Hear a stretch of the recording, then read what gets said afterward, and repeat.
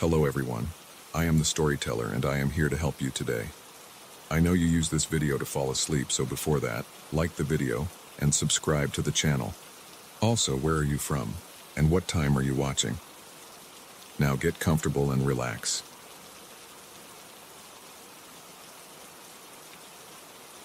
I woke up at 3:17 a.m. to the sound of furniture sliding across hardwood floors. My first thought was that I was dreaming, but the scraping noise came again, followed by a soft thud. Someone was in my bedroom, moving things in the dark. I lay completely still in my bed, eyes fixed on the ceiling, heart pounding against my ribs. The divorce had left me paranoid, jumping at every noise in this small rental house. But this was different. This was real. Another scrape. The dresser was shifting position, but I couldn't see anyone moving it. The shadows in the corners of the room seemed darker than usual, almost solid. My breath caught in my throat as I watched a black mass slide across the wall like ink spreading through water. The house on Cedar Street wasn't my first choice. After Sarah got the main house in the settlement, I needed something cheap and quick. The rental agent mentioned previous tenants breaking their leases early, but I was desperate. Now 3 weeks in, I understood why no one stayed long. The first week, things would be slightly out of place when I got home from work. I blamed it on stress and poor memory. The second week, I started hearing footsteps at night, but found no signs of break-ins. By the third week, I was taking photos of how I left rooms, proving to myself that things were moving. Now I watched as dark figures, barely distinguishable from the surrounding darkness, methodically rearranged my bedroom. They had no definite shape, just deeper patches of shadow that absorbed what little light came through the windows. The temperature dropped so low I could see my breath. My muscles tensed as one of the shadow figures drifted past my bed. It moved my nightstand 3 inches to the left, adjusting it with precise movements. I wanted to scream, to run, to fight, but my body wouldn't respond. The shadow beings didn't acknowledge me. They worked with silent purpose, as if following some incomprehensible blueprint. The largest concentration of shadows gathered around my wardrobe, an old piece that came with the house. The landlord insisted it stay, claiming it was too heavy to move. The shadows seemed drawn to it, swirling around its base like water circling a drain. My fingers gripped the sheets as I watched them open the wardrobe doors. The hinges didn't squeak. They never did, even though they looked ancient and rusted. The shadows reached inside, their forms stretching and distorting as they manipulated something I couldn't see. Time lost meaning. I lay there for what felt like hours, watching them work. Eventually, the shadows retreated, seeping into the corners and under the furniture, until the room returned to its normal level of darkness. Only then did my paralysis break. I fumbled for my phone, hands shaking so badly I dropped it twice. The screen showed 4:43 a.m. I turned on every light in the house and sat in the kitchen, downing coffee until sunrise, trying to convince myself it had been a nightmare. But when I returned to my bedroom, everything had shifted. The dresser was 2 feet closer to the door. The nightstand had moved. Even my bed had rotated slightly. I threw open the wardrobe doors and my stomach dropped. The inside walls were covered in deep scratches, crossing and overlapping in chaotic patterns. They weren't fresh. The wood had darkened around the marks with age. I ran my fingers over them, feeling the rough edges. No tool I owned could make marks like these. They were too deep, too irregular, and some were in places impossible to reach without dismantling the wardrobe. I spent that day at work going through the motions, barely functional from lack of sleep. My co-workers noticed something was off, but I brushed away their concerns. How could I explain what I'd seen? I couldn't even explain it to myself. That evening, I did something I'd been avoiding since the divorce. I called Sarah. She answered on the 4th ring, her voice guarded. "What do you want, James?" "I need to ask you something weird," I said, pacing my living room. "When we were house hunting 2 years ago, do you remember looking at a place on Cedar Street?" The silence stretched so long I thought she'd hung up. "We never finished the walkthrough," she finally said. "You don't remember? We got to the master bedroom and you had a panic attack. Said something felt wrong. We left right after." I stopped pacing. I don't remember that. You were strange for days afterward. Kept talking about shadows moving when no one was casting them. Her voice softened slightly. Are you living there now? Yeah. My throat felt tight. Things are happening. I'm not crazy, Sarah. I'm seeing... Get out! She cut me off. I don't care if you have to break the lease. Just get out of that house. I hung up and sat on my couch, staring at the wardrobe visible through my bedroom doorway. The scratches inside suddenly seemed more sinister. What if they weren't made by something trying to get out, but by something trying to get in? I called the rental agent next. After some pressure, she admitted the house's history. No tenant had stayed longer than 2 months in the past 5 years. Most broke their leases within weeks, citing personal reasons. One family left all their furniture behind, only taking clothes and essential documents. I searched online for the house's history, going back decades. The original owner died in 1947, leaving it to his son. The son sold it 6 months later for well below market value. Since then, it had changed hands 37 times. The listing photos showed different furniture in every shot except for one constant, the wardrobe. That night I set up my phone to record the bedroom. I took 2 sleeping pills and crashed on the couch, leaving every light in the house blazing.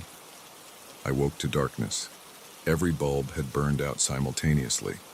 The recording showed 3 hours of normal footage, then static. When the image cleared, my bedroom furniture had rearranged itself, while the video was corrupted.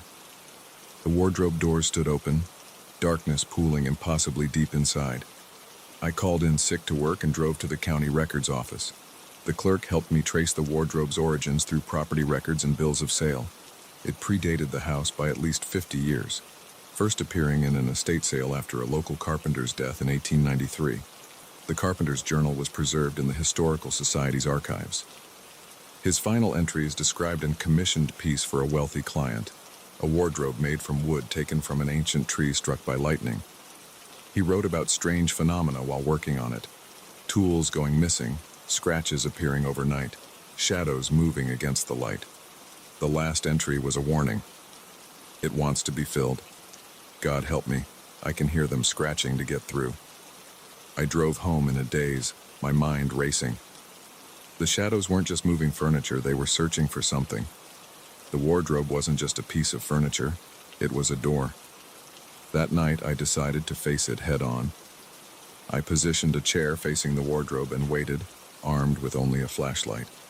The shadows came at their usual time, seeping out of the corners like ink stains spreading. They ignored me again, going about their usual pattern of minute furniture adjustments. I forced myself to stand, legs shaking, and approach the wardrobe. The shadows swirled around me, cold spots brushing against my skin. I yanked open the wardrobe doors. The scratches had multiplied, forming patterns I hadn't noticed before. They weren't random. They were words in a language I didn't recognize, repeating over and over. The shadows poured into the wardrobe, and in their movement I finally understood. They weren't searching. They were measuring. Each furniture adjustment, each precise movement, they were calculating distances, angles, positions. The wardrobe wasn't just a door, it was a frame, and they were aligning everything in the room to focus on it, like a lens focusing light. I slammed the doors shut and backed away. The shadows retreated, but I felt their attention on me for the first time. They knew I knew. I spent the next day researching movers and storage facilities. I had to get rid of the wardrobe, break whatever pattern the shadows were creating. But when I called to schedule a pickup, the landlord's number was disconnected. The rental office had no record of my lease, despite the signed papers in my filing cabinet.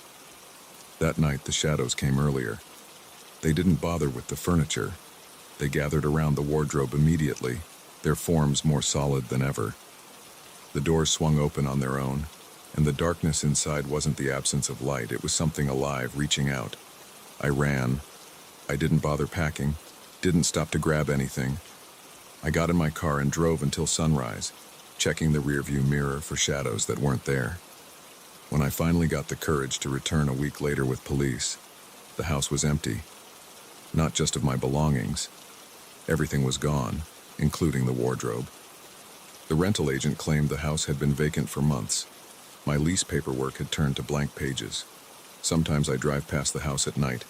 New tenants move in every few months. Through their windows, I can see the wardrobe, waiting in their bedroom. The shadows are still measuring, still calculating, still preparing for something. I wonder how many other houses have these shadows. How many other rooms are being subtly adjusted day by day, creating a pattern too large for us to see? And what happens when they finally get everything in the right position? I live in a studio apartment now. No bedroom, no wardrobe, nowhere for shadows to gather. But sometimes late at night I catch movement in the corners of my vision, and I swear the furniture isn't quite where I left it. Yesterday, I found a scratch on my closet wall. Deep, irregular, impossible to make with any tool I own. I'm moving out tomorrow. Some doors aren't meant to be opened and some patterns are better left uncompleted, but I know they'll find me eventually. The shadows are patient, and they have all the time in the world to get their measurements right.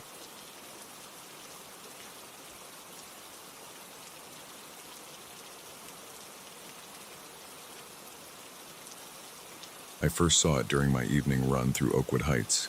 That was my mistake, running so late.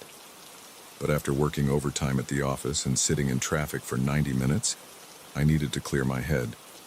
The October air was cold enough to burn my lungs, and the streetlights cast long shadows between the cookie-cutter houses of our suburb. Back then, I still thought shadows were the worst things lurking in our neighborhood. My breath came out in white puffs as I jogged past the Murphy's house at 9:47 p.m.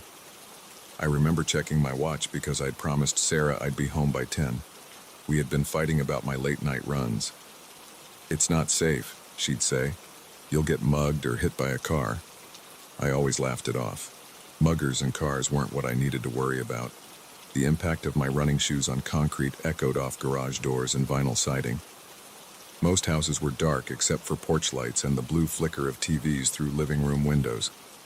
I was pushing my usual pace, trying to finish my 3-mile loop before Sarah started texting. That's when I heard it. Footsteps behind me, fast and light. Too fast. I glanced back, expecting to see another runner. The street was empty, but the footsteps continued, moving through the yards parallel to me. Whatever it was running between houses, cutting across lawns in the darkness. The steps were wrong. Too quick, like someone hitting drum pedals at triple speed. No human legs could move that fast. My tired brain tried to rationalize it. Probably kids messing around. Or maybe my own footsteps echoing off the houses weird. I picked up my pace anyway, my heart rate spiking above its usual zone. The rapid footsteps kept pace, moving through the yards to my right. They'd fade as whatever it was passed behind houses, then come back louder in the gaps between. When I reached the intersection of Maple and Oak, the footsteps suddenly stopped. I paused, hands on my knees, sucking in the cold air. Nothing but normal suburban night sounds. Distant traffic, someone's TV, the hum of heating units. I straightened up and stretched my calves, feeling stupid for getting spooked. Too many horror movies and too little sleep. I finished my run without incident, got home by 10:02.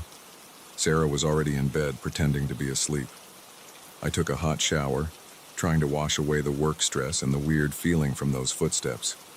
By the time I crawled into bed, I had convinced myself it was all in my head. Dehydration and exhaustion playing tricks on me. At 2:17 a.m., I woke up needing to pee. I remember the time because I checked my phone, squinting at the bright screen. Sarah was actually asleep now, her breathing slow and steady. I slid out of bed carefully, not wanting to wake her. Our master bathroom was being renovated, so I had to use the hall bathroom next to my home office. The house was silent, except for the faint hum of the heating system. The hallway carpet muffled my bare feet as I shuffled toward the bathroom. I didn't bother turning on lights. I knew the layout well enough to navigate by the dim glow coming through the windows. I was washing my hands when I heard it again. That impossible rapid-fire stepping sound moving across our backyard. My hands froze under the faucet. The footsteps were clearer now, sharper. They crossed the yard in less than a second, then stopped at the back of the house. right outside the bathroom window. The window was covered by cheap plastic blinds that came with the house. They glowed faintly from the neighbor's security light. As I stood there, dripping water onto the counter, a shadow passed across the blinds. Not a normal shadow. It moved too quickly, like a film running at double speed. Then the footsteps started again, circling the house. 20 steps in the time it should take for 2 or 3. My body switched to autopilot. I turned off the faucet slowly, trying not to make any noise. My wet hands shook as I reached for the bathroom door handle. The footsteps completed their circuit of the house and returned to the bathroom window. The shadow passed over the blinds again, longer this time. Like whatever was out there had stopped to look in. I eased the bathroom door open, wincing at the faint creak of hinges. The footsteps instantly shifted to the side of the house, moving toward the front.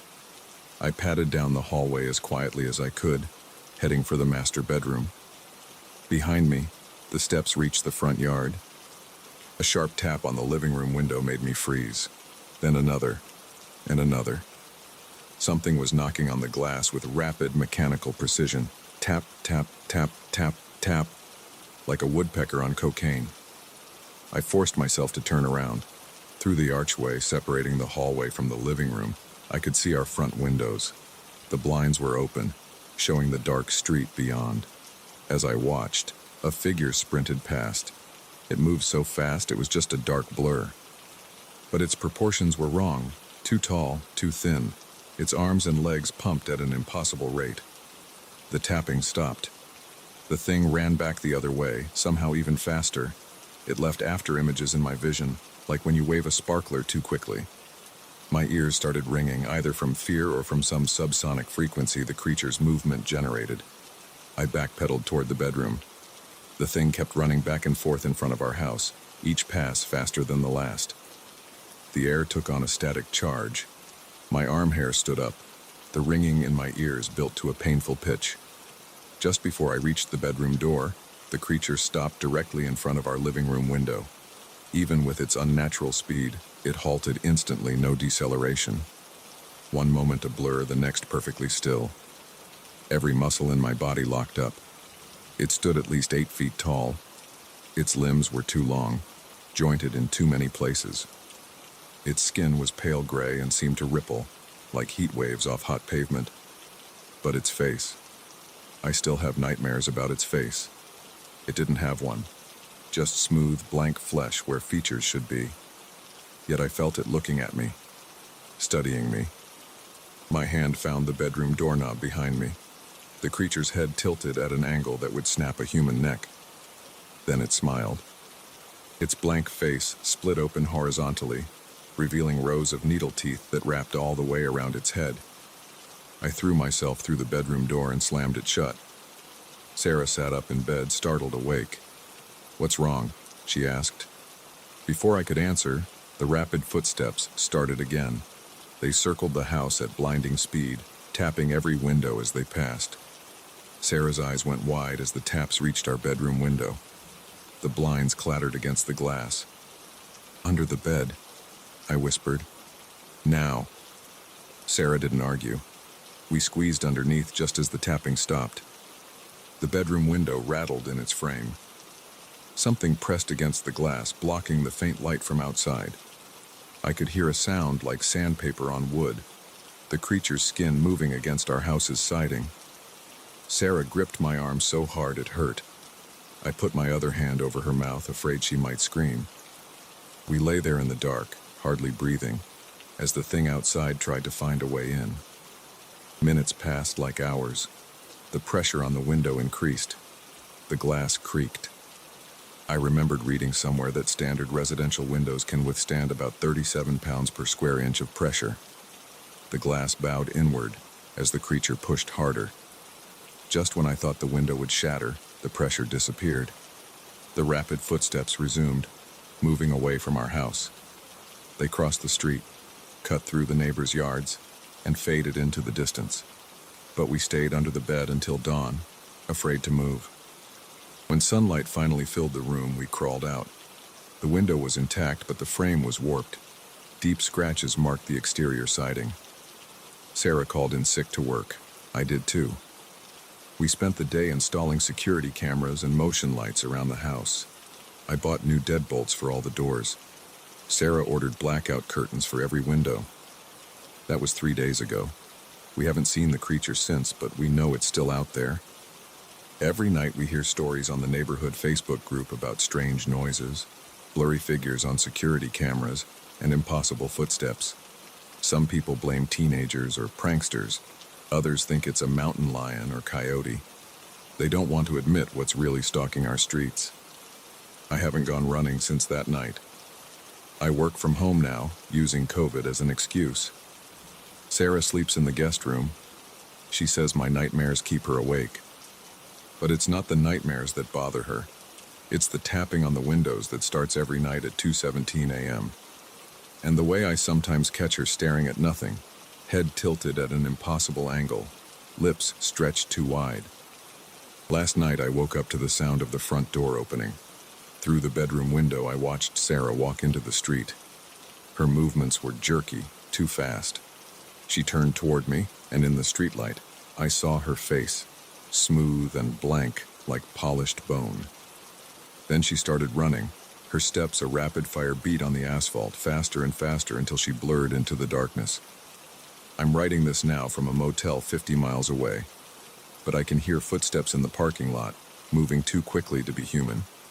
And when I checked my phone just now, it was exactly 2:17 a.m. The tapping on my window has started again.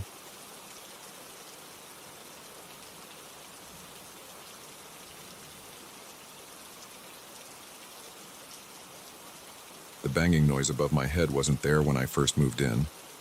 I know because I checked every room twice before signing the lease. The rent was too good to pass up, even with all the repairs the place needed. Now at 2 a.m., lying in my bed, I hear footsteps dragging across the ceiling and my throat goes dry. There's someone up there. Or something. I moved in just 12 hours ago. The house sat empty for 8 months before I found it. A 2-story Victorian that needed work but would save me $800 a month in rent. My savings were almost gone after the divorce, and I couldn't keep paying Boston prices. When I saw this place an hour outside the city, I jumped on it. The realtor warned me about the repairs, the creaky floors, the outdated wiring, the draft from the old windows. But she never mentioned anything about the attic. The footsteps stopped directly above my bed. My heart pounds against my ribs. A bead of sweat rolls down my neck despite the January cold seeping through the walls. I hold my breath and listen. Nothing. Just as I start to convince myself I imagined it, a long scraping sound drags across the ceiling like furniture being moved, or claws. My hands shake as I reach for my phone on the nightstand. The screen lights up. 2:17 a.m. I shouldn't investigate. Every horror movie I've ever seen screams at me to get out of the house. But I just spent my last dollars on the security deposit and first month's rent. I can't leave. I need to know what's up there.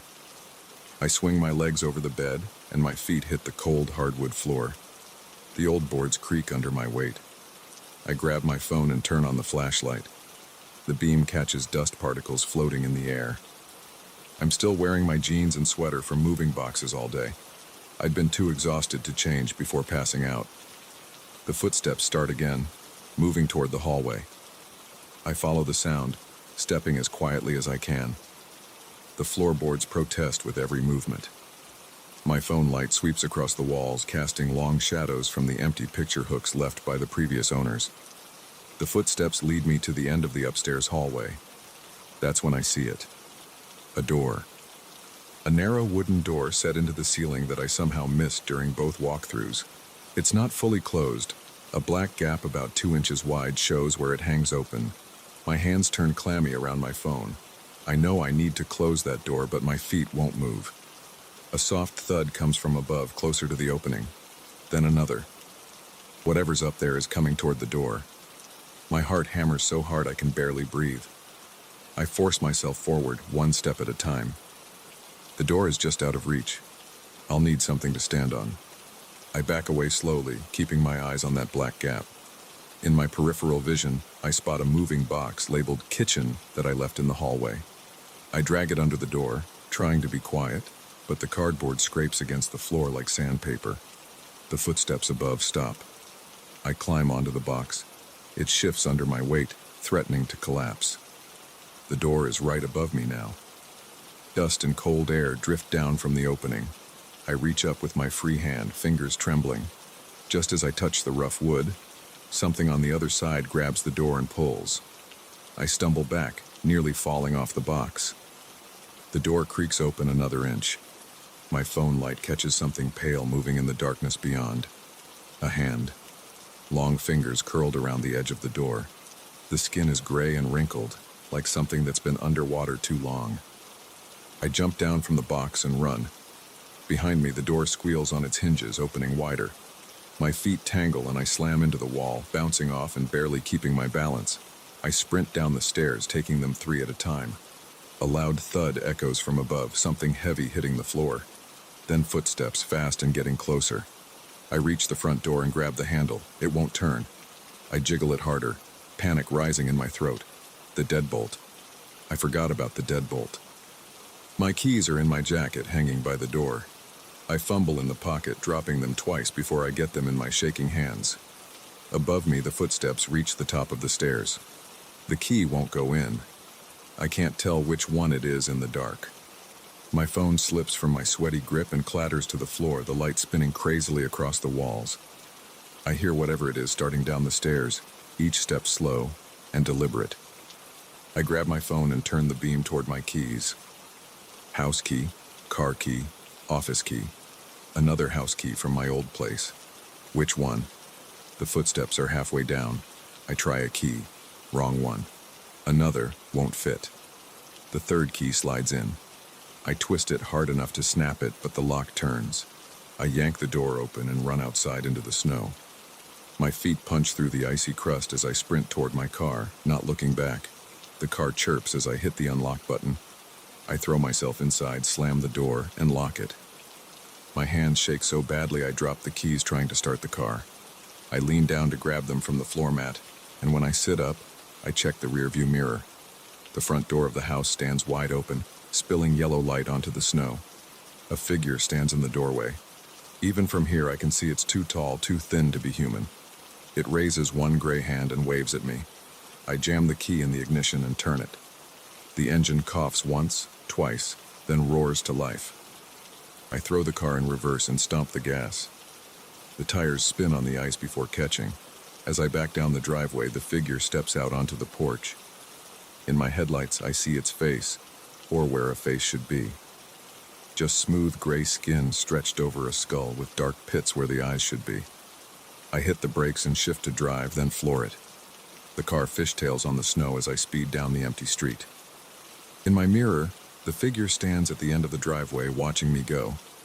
I drive until I can't see the house anymore, until I'm on the highway doing 80, until my hands stop shaking enough to grip the wheel properly. I end up at a 24-hour diner just off the highway, nursing a coffee that's more bourbon than coffee, thanks to the flask in my glove compartment. The waitress gives me concerned looks but doesn't ask questions. I sit there until sunrise trying to figure out what to do next.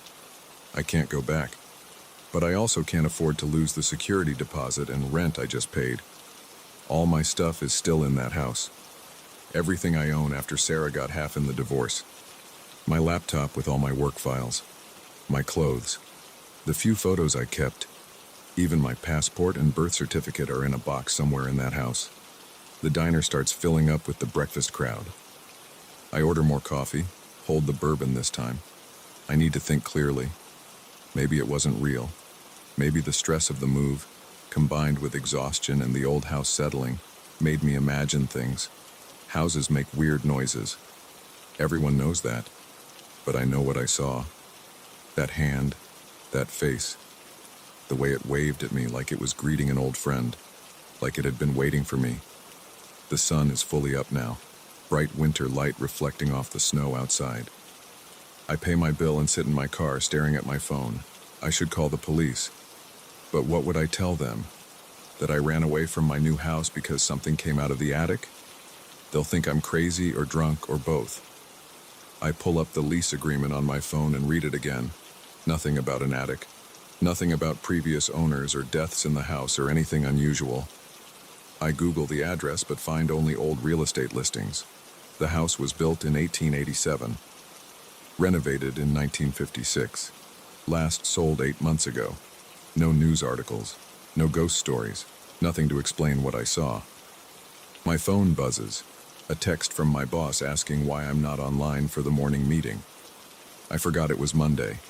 I text back that I'm having internet installation issues at the new place. He replies with a thumbs up.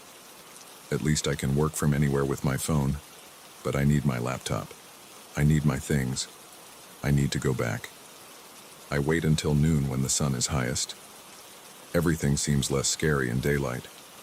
I stop at a hardware store and buy a flashlight, better than my phone light, and a crowbar, just in case. The clerk raises his eyebrows but rings me up without comment. The house looks different in daylight. Smaller, less threatening. Just an old Victorian that needs a new paint job and some roof repairs. My boxes are still visible through the windows stacked in the living room. The front door is closed. Snow covers the porch steps with no footprints except mine from last night leading away from the house. I sit in my car for 20 minutes, gripping the crowbar until my knuckles turn white. No movement inside, no sounds, just an empty house on a quiet street. Finally, I force myself to get out. The snow crunches under my boots as I approach the porch. Each step feels like walking through concrete. The key turns smoothly in the lock. The door opens with a familiar creak. Everything is exactly as I left it. Boxes stacked against walls, my jacket still hanging by the door, yesterday's coffee mug on the kitchen counter. The house is cold. I forgot to set up the thermostat yesterday. I leave the front door open, letting in light and cold air. Better than being trapped again. The crowbar is heavy in my hand as I climb the stairs. Each step brings back memories of running down them last night. But now there's only silence. At the top, I pause and listen. Nothing. The attic door is closed. I stand there staring up at it, wondering if I imagined the whole thing. It's just a normal attic door, painted white like the ceiling, with a small brass handle. No scratches, no signs of being forced open. Nothing to suggest what happened last night was real. I need to check. I need to know. The moving box is still there, crushed on one side from my weight. I set my flashlight and crowbar on the floor and drag over a sturdier box filled with books. It's more stable when I climb up. The brass handle is cold against my palm. I take a deep breath and pull. The door swings down smoothly, bringing with it a folded wooden ladder. Dust falls in my face, making me cough. The flashlight beam shows rough wooden floorboards above, covered in dust except for a clear path of footprints leading away from the opening. My heart pounds as I unfold the ladder. It creaks but holds my weight. At the top, I pause with just my head and shoulders in the attic. The space smells musty and cold. My flashlight reveals bare rafters, pink insulation, and stacks of old cardboard boxes pushed against the walls. The footprints lead to the far corner, where something large is covered by a sheet. I shouldn't go up there. Every instinct screams at me to close the door and run. But I need to know. I climb the rest of the way into the attic, keeping my flashlight trained on that covered shape. The floorboards creak with each step. Dust swirls in the beam of light. The footprints end at the sheet. Whatever made them is gone, but they're there. Long, narrow prints too big to be human. I grip the edge of the sheet, count to 3, and pull. It's a mirror. A tall, antique floor mirror in a tarnished gold frame. My reflection looks pale and scared in the dusty glass. Behind me, the attic stretches into darkness. I turn around, sweeping the flashlight beam across the space. Empty. Just boxes and dust and shadows. When I look back at the mirror, there's someone standing behind me. I spin around. Nothing there. But in the mirror, a tall figure stands just over my shoulder. Gray skin, empty eye sockets, long fingers reaching for my neck. I run. My feet tangle in the sheet and I fall hard. The flashlight flies from my hand, beam spinning across the ceiling. I scramble up and sprint for the door, not looking back. Behind me, footsteps follow. I dive for the ladder, missing the first step. My shin slams against a rung as I half climb, half fall down. Something grabs my ankle. Cold fingers wrap around my boot. I kick hard and feel the grip break. I hit the hallway floor and roll, pain shooting through my shoulder. Above me, gray hands grip the edges of the opening. A face peers down, that horrible smooth face with its black empty eyes. I grab the crowbar and swing it at the ladder. The metal connects with wood, sending shockwaves up my arms. The ladder splinters.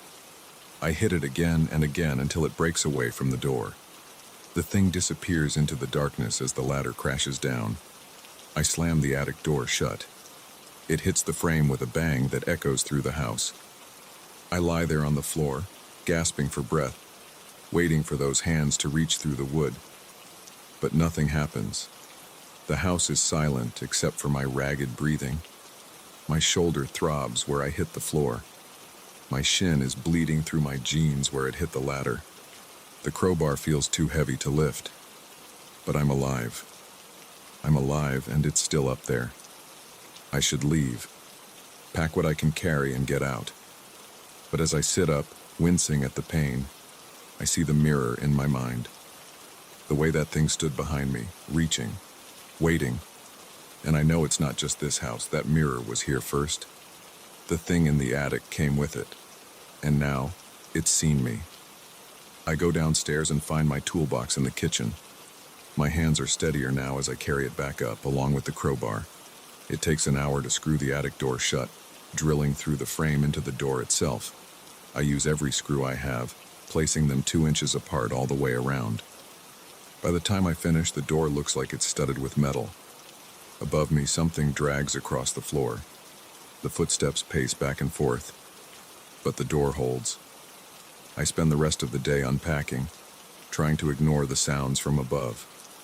By sunset, most of my boxes are empty. The house looks almost normal, like any other place still being moved into. But I keep the crowbar close, and I don't look in any mirrors. Night falls. The footsteps get louder after dark. They follow me from room to room, tracking my movements through the ceiling. Sometimes I hear scratching, like it's trying to dig through the floor. I turn up the TV to drown it out, but I can still feel it up there, watching, waiting. I don't sleep that first night, or the next. On the third day, I cover every mirror in the house with sheets. The footsteps get quieter after that, but they don't stop. They never stop. Even now, months later, I hear it walking above me. Sometimes it taps on the walls or scratches at the door. Sometimes it whispers my name. I should move out. I know that. But where would I go? How do I know it wouldn't follow me? At least here I know where it is.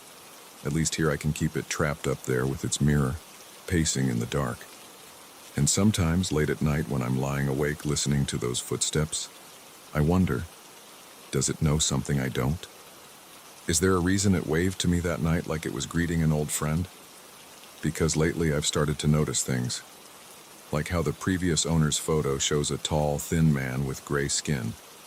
Or how my reflection sometimes moves a second too slow.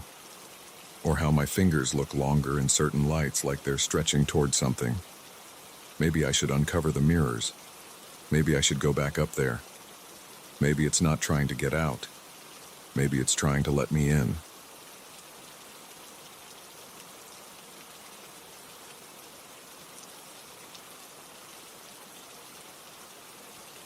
I shouldn't have gone hiking that day. The weather report showed a 60% chance of rain, and dark clouds had been gathering since morning. But after 3 weeks of overtime at the office, I needed to clear my head. The Oakwood Trail was only a 40-minute drive from my apartment in Portland, and I knew it well enough. Or at least I thought I did.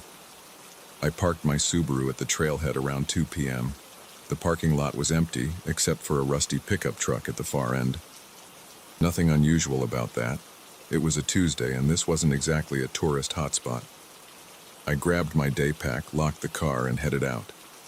The first mile went smoothly. The air felt heavy and damp, but no rain yet. Pine needles crunched under my boots. A few birds called overhead. The familiar burning in my calves felt good after too many days sitting at a desk. I checked my phone. No signal, as expected. The trail curved uphill through a dense stretch of Douglas firs. That's when I first heard it.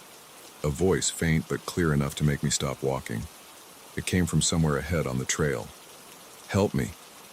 The words were flat, emotionless, almost mechanical. I stood still, listening. Maybe I'd misheard. "Help me." There it was again. Same tone, same inflection. My shoulders tensed. Something felt wrong about that voice, but I couldn't place why. "Hello?" I called out. "Is someone there?" No response except another "help me" in that same dead tone. I should have turned back. Every instinct told me to get out of there. But what if someone really needed help? What if they were hurt or having a medical emergency? I couldn't live with myself if I walked away and later found out someone had died because I was too scared to check. I moved forward slowly, one hand gripping the strap of my backpack. The voice got clearer with each step. It repeated the same two words every few seconds, like a recording on a loop. Then I saw him. A man sat on a fallen log beside the trail about 30 feet ahead. He wore what looked like hiking clothes, but they were filthy and torn. His hair was matted with dirt or mud. His head hung down, face hidden. "Hey there," I said, trying to keep my voice steady. "Are you okay?" The man's head snapped up. His face was pale, almost gray. His eyes looked wrong somehow, too wide, too fixed.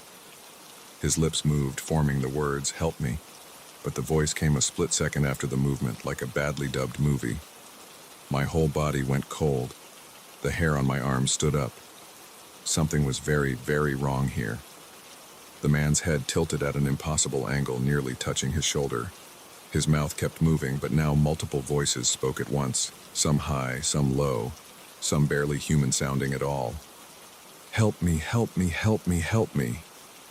I stumbled backward. My heel caught on a root and I nearly fell. The man, or whatever it was, stood up. The movement was too smooth, like he was being pulled by strings. His joints bent in ways they shouldn't. I turned and ran. Branches whipped at my face.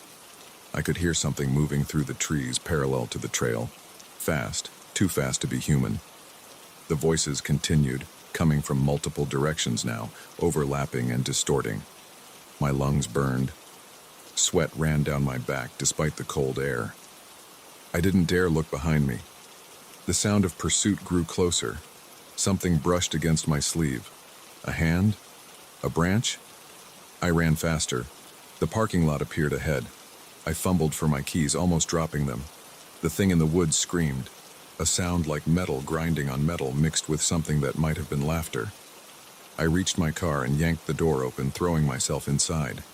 My hands shook so badly I could barely get the key in the ignition. The engine roared to life. I slammed the car into reverse and hit the gas. In my rearview mirror, I saw movement at the tree line. The figure stood there, clothes now in shreds, body twisted at impossible angles. It raised one arm in a jerky motion, like a broken puppet.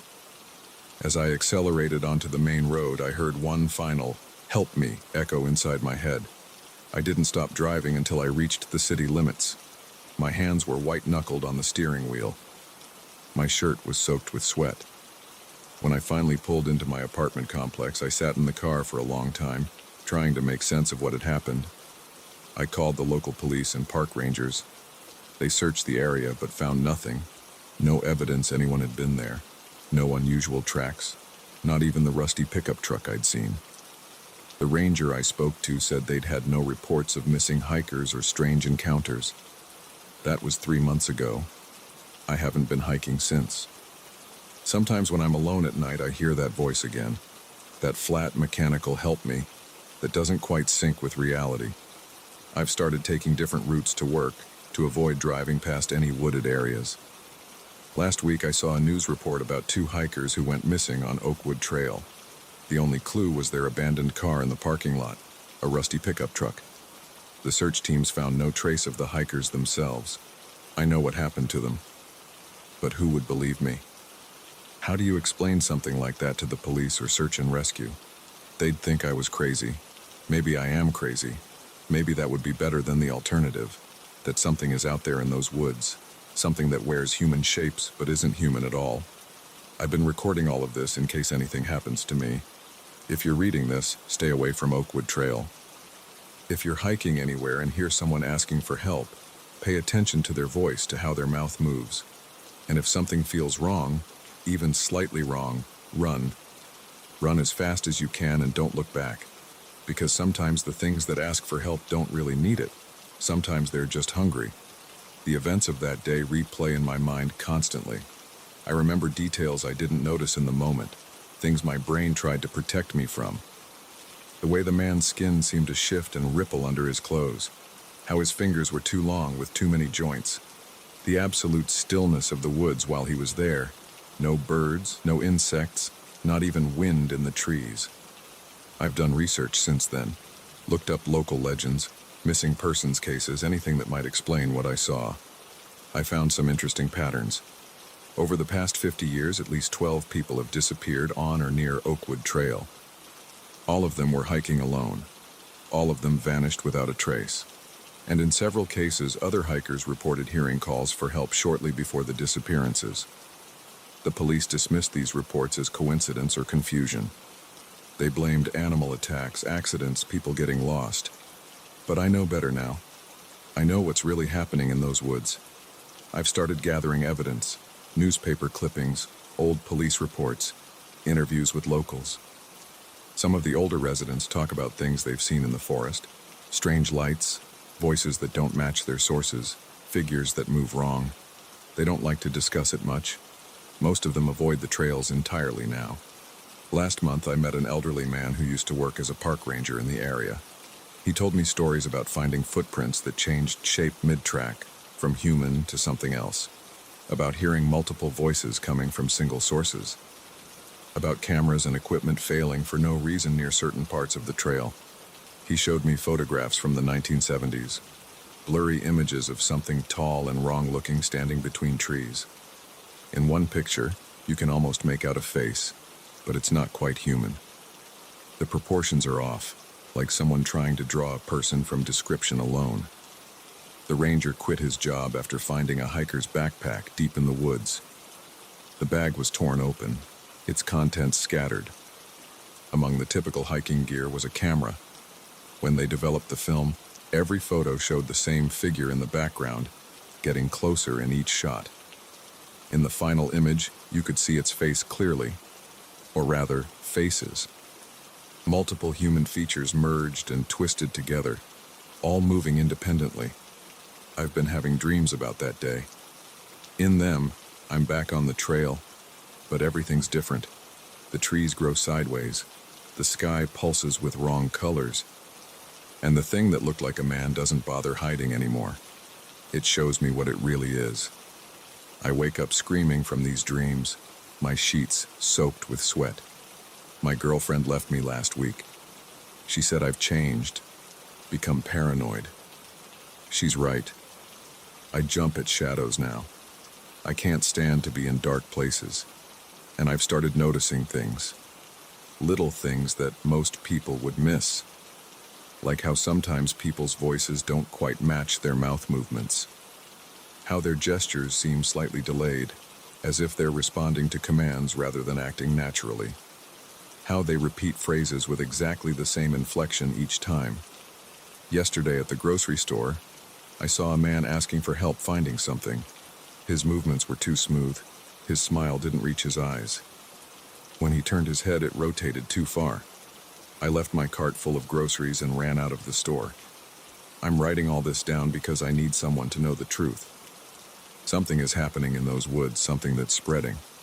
Those things, whatever they are, they're learning, adapting, getting better at pretending to be human. The missing hikers from last week? I drove past their truck at the impound lot. There was something written in the dust on the window. 2 words repeated over and over. Help me. I've started keeping a gun by my bed. I don't know if it would help against these things, but it makes me feel safer. I've installed extra locks on my doors and windows, put up security cameras. I know how paranoid this sounds, but I can't take chances. This morning I got a voicemail from an unknown number. It was my own voice, asking for help. The same two words, repeated in that flat, mechanical tone. When I tried to call the number back, it was disconnected. I'm going back to Oakwood Trail tomorrow. I know it's stupid and dangerous, but I need answers. I need to understand what these things are and what they want.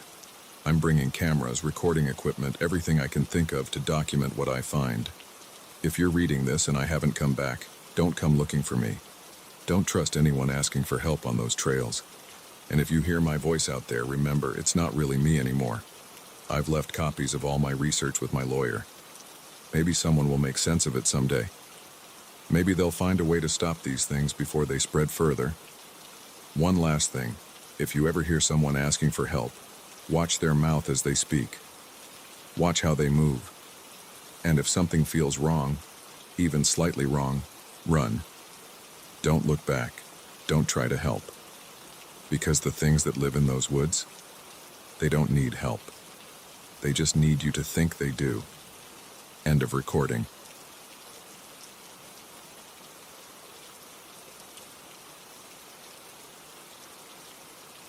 The crackling of the campfire was the only sound breaking the silence of the forest around us. I was about to drift off to sleep when something stirred me awake. A shiver ran down my spine as I realized our daughter was no longer in her sleeping bag. "Sarah," I whispered, not wanting to wake my wife just yet. No response. I unzipped the tent and peered out into the darkness. The moonlight cast eerie shadows among the trees, but there was no sign of our little girl. "Honey, wake up." I gently shook my wife. Sarah's not in her sleeping bag. Emily bolted upright, her eyes wide with fear. "What? Where is she?" We scrambled out of the tent, flashlights in hand, calling Sarah's name. The beam of light danced across the campsite, illuminating our picnic table, the smoldering fire pit, and the surrounding trees. But no Sarah. "She must have wandered off," I said, trying to keep my voice steady. "Let's split up and search the area. She couldn't have gone far." Emily nodded, her face pale in the moonlight. We agreed to meet back at the campsite in 15 minutes, no matter what. As I ventured into the woods, my heart pounded in my chest. The forest, which had seemed so peaceful during the day, now felt menacing. "Sarah," I called out, my voice echoing through the trees. "Sarah, where are you?" The only response was the rustling of leaves in the gentle night breeze. I pushed deeper into the forest, my flashlight beam sweeping back and forth. Every shadow seemed to move, every sound amplified in the stillness of the night. As I walked, I couldn't shake the feeling that I was being watched. The hairs on the back of my neck stood up, and I found myself constantly looking over my shoulder. But there was nothing there, just the endless expanse of trees and darkness. The agreed-upon 15 minutes felt like an eternity, but I forced myself to turn back towards the campsite. My stomach churned with worry. What if Emily hadn't found her either? As I approached our camp, I saw Emily's flashlight beam. My heart sank when I realized she was alone. "Any sign of her?" I asked, already knowing the answer. Emily shook her head, tears streaming down her face. "Nothing. It's like she vanished into thin air." We stood there for a moment, the weight of the situation crushing down on us.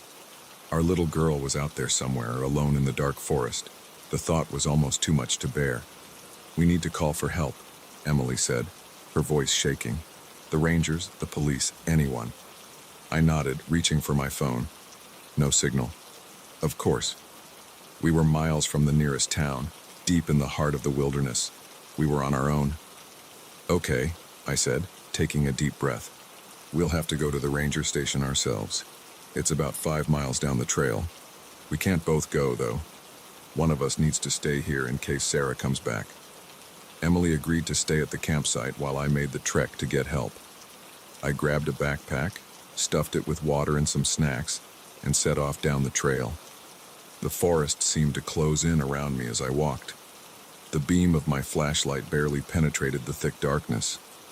Every step I took echoed loudly in the quiet night. and I couldn't shake the feeling that I was being followed.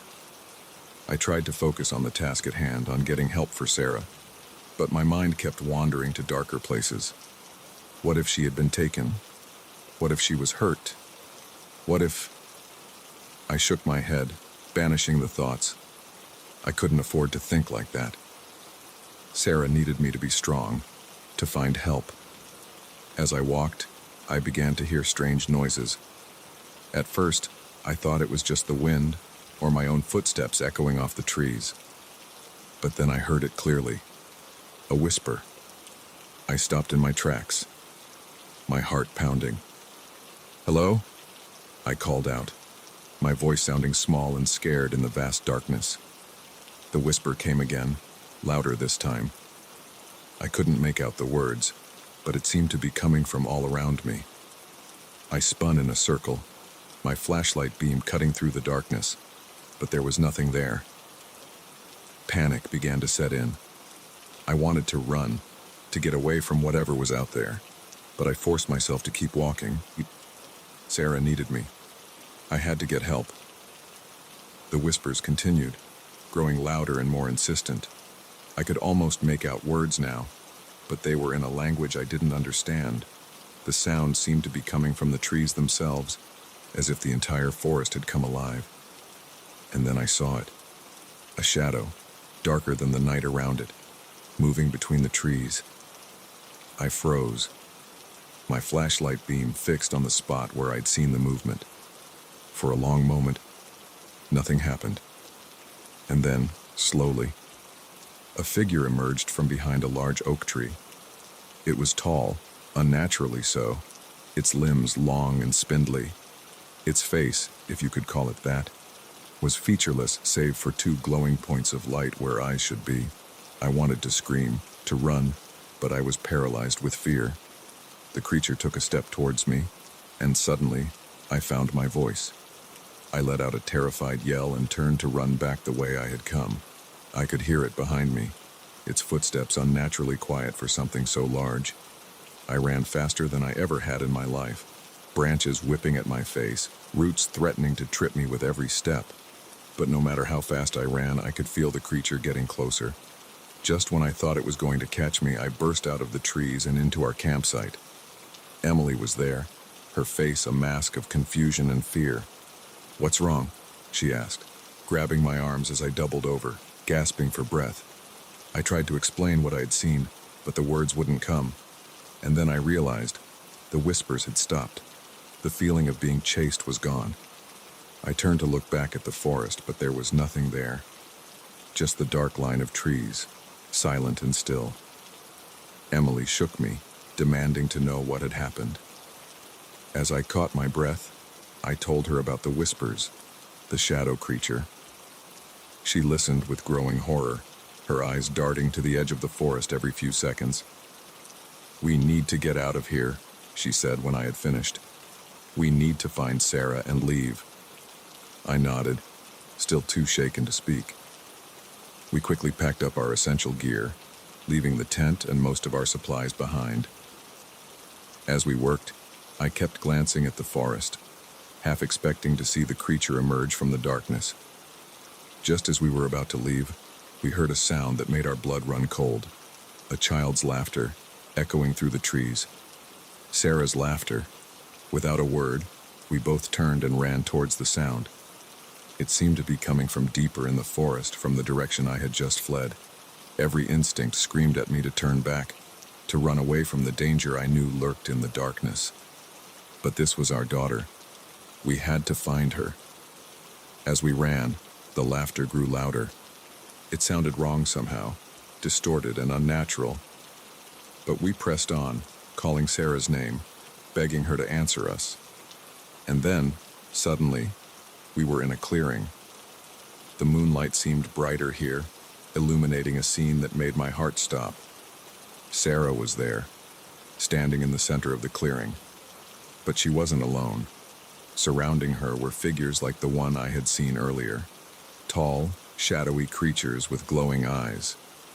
They stood in a circle around our daughter, their long arms reaching towards her. Sarah turned to look at us, and I felt a chill run down my spine. Her eyes were glowing, just like the creature's. When she spoke, her voice was not her own. "Mommy, Daddy," she said, her voice echoing strangely in the clearing. "I want to stay and play with my new friends." Emily let out a choked sob beside me. I wanted to run to Sarah, to grab her and never let go, but I couldn't move. It was as if the very air had turned to molasses, holding us in place.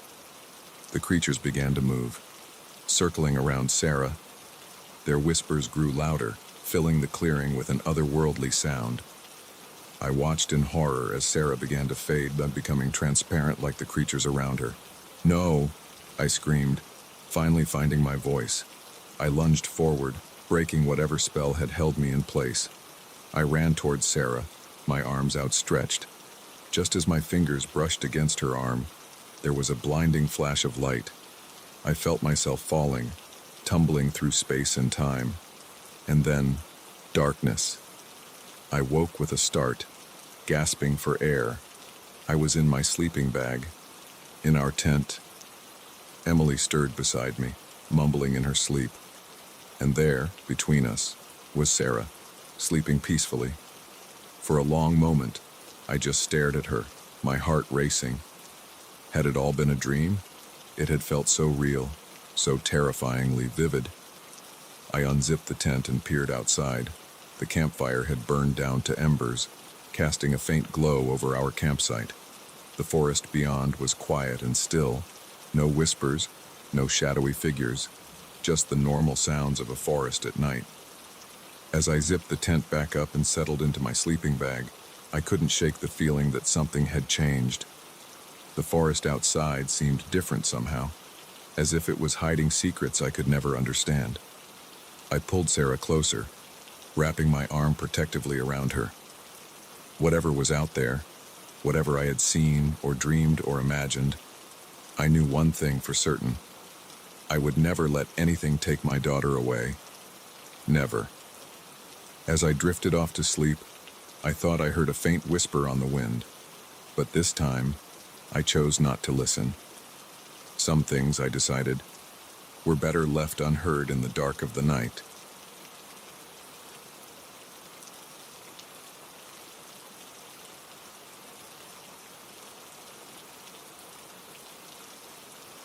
The fluorescent lights flickered ominously as I made my way down the empty corridor of the psychiatric ward.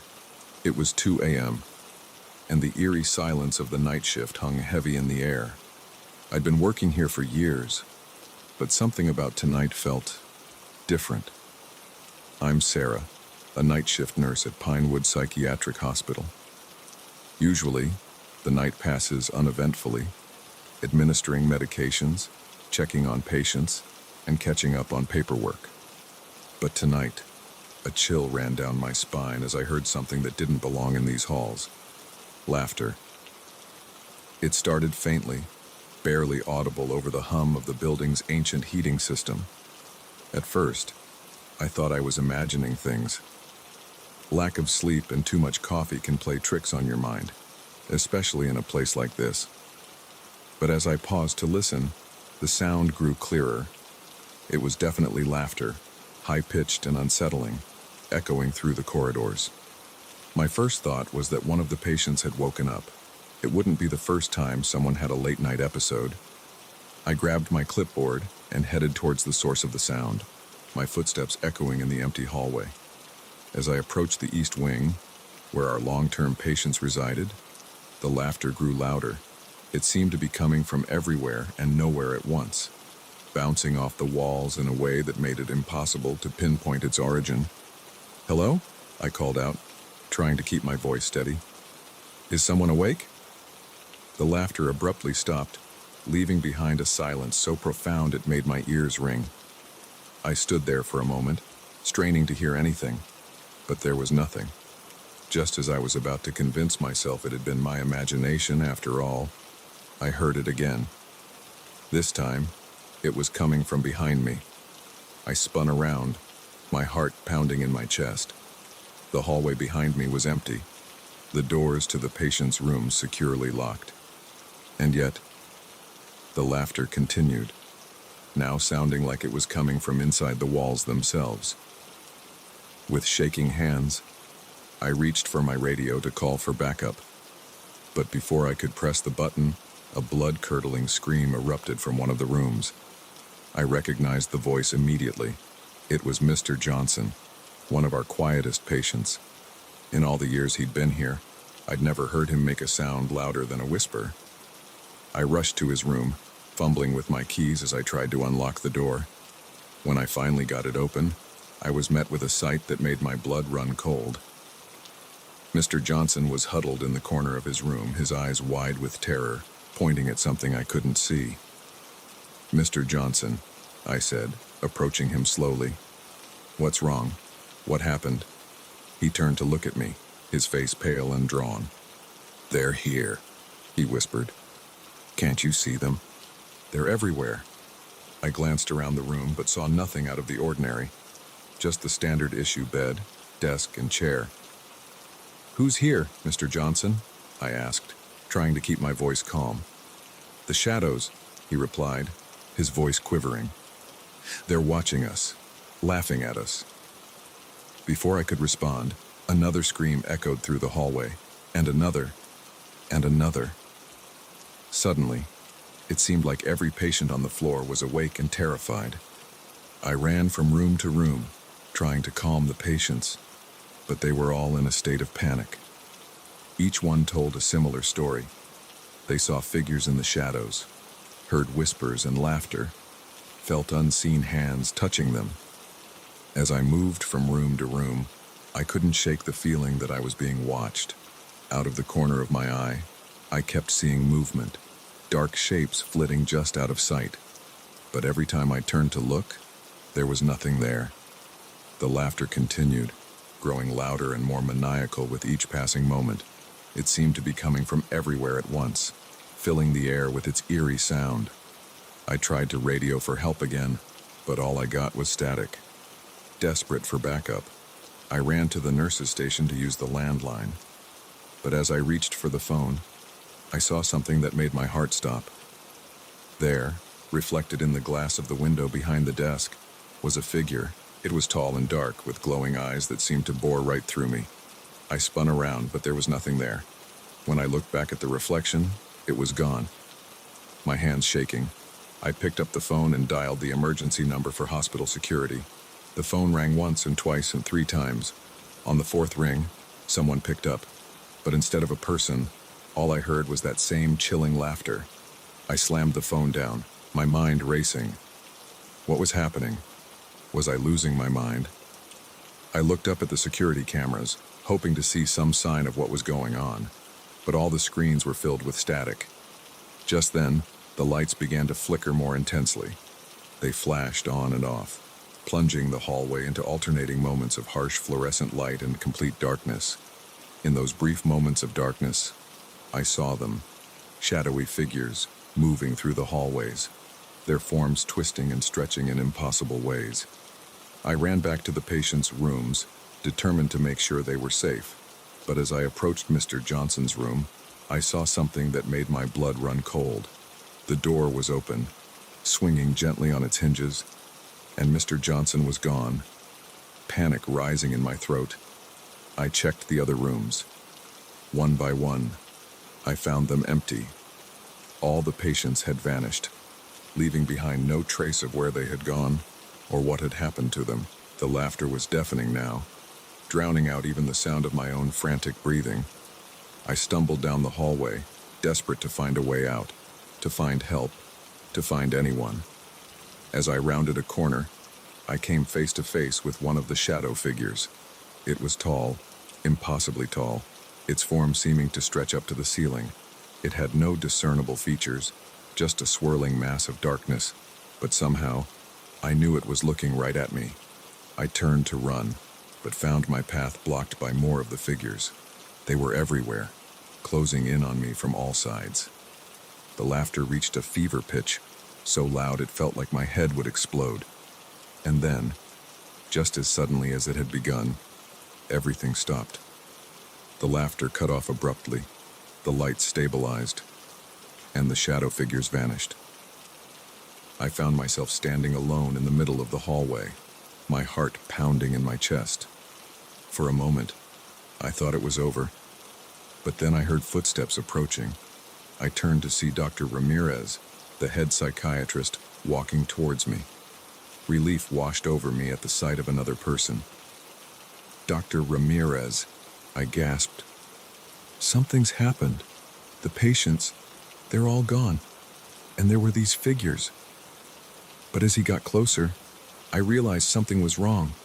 His movements were stiff, unnatural, and his eyes were glowing with the same eerie light I had seen in the reflection earlier. Now, Sarah," he said, his voice distorted and echoing strangely in the hallway. "There's nothing to worry about. Everything is under control." He reached out to touch my arm, and I recoiled in horror. His hand wasn't a hand at all, but a writhing mass of shadows. I turned and ran, my feet pounding against the linoleum floor. I could hear him behind me, his footsteps echoing in the empty hallway, but I didn't dare look back. I burst through the doors to the stairwell, taking the steps 2 at a time. My lungs burned and my legs ached, but fear pushed me forward. I had to get out, had to find help, had to do something. As I reached the ground floor, I heard the sound of voices, normal, human voices. I burst through the door into the lobby, nearly colliding with a group of people. "Help!" I gasped. "Please, you have to help me. The patients, the shadows." But as I looked at their faces, I realized they were staring at me with confusion and concern. Among them was Dr. Ramirez, the real Dr. Ramirez, looking perfectly normal and very worried. "Sarah," he said, stepping forward, "what's going on? We got an alert that there was some kind of disturbance up on the 3rd floor." I looked around, bewildered. The lobby was bustling with activity, nurses and orderlies going about their business as if nothing had happened. Sunlight was streaming through the windows. It was morning. But it was night, I stammered. And the patients, they were all gone. And there were these shadows. Dr. Ramirez gently took my arm, leading me to a nearby chair. "Sarah, you've been working too hard. Why don't you sit down and tell me exactly what happened?" As I recounted my experience, I could see the concern growing on Dr. Ramirez's face. When I finished, he sighed heavily. "Sarah," he said gently, "I think you might have experienced a very vivid hallucination. All the patients are accounted for, and the night shift reported nothing unusual. You've been under a lot of stress lately. I think it's time you took some time off." I wanted to argue, to insist that what I had experienced was real. But as I looked around at the normal, everyday bustle of the hospital, doubt began to creep in. Had it all been in my head? As Dr. Ramirez led me to his office to discuss my episode, I couldn't shake the feeling that something was still off. And just for a moment, as we passed a darkened room, I thought I heard the faintest echo of laughter.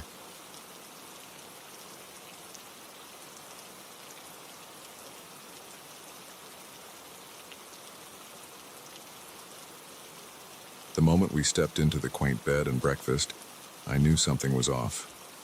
The air felt heavy, thick with an unseen tension that made the hairs on the back of my neck stand up, but I brushed it off, chalking it up to travel fatigue and the gloomy weather outside. Little did I know, this weekend getaway would turn into a nightmare I'd never forget.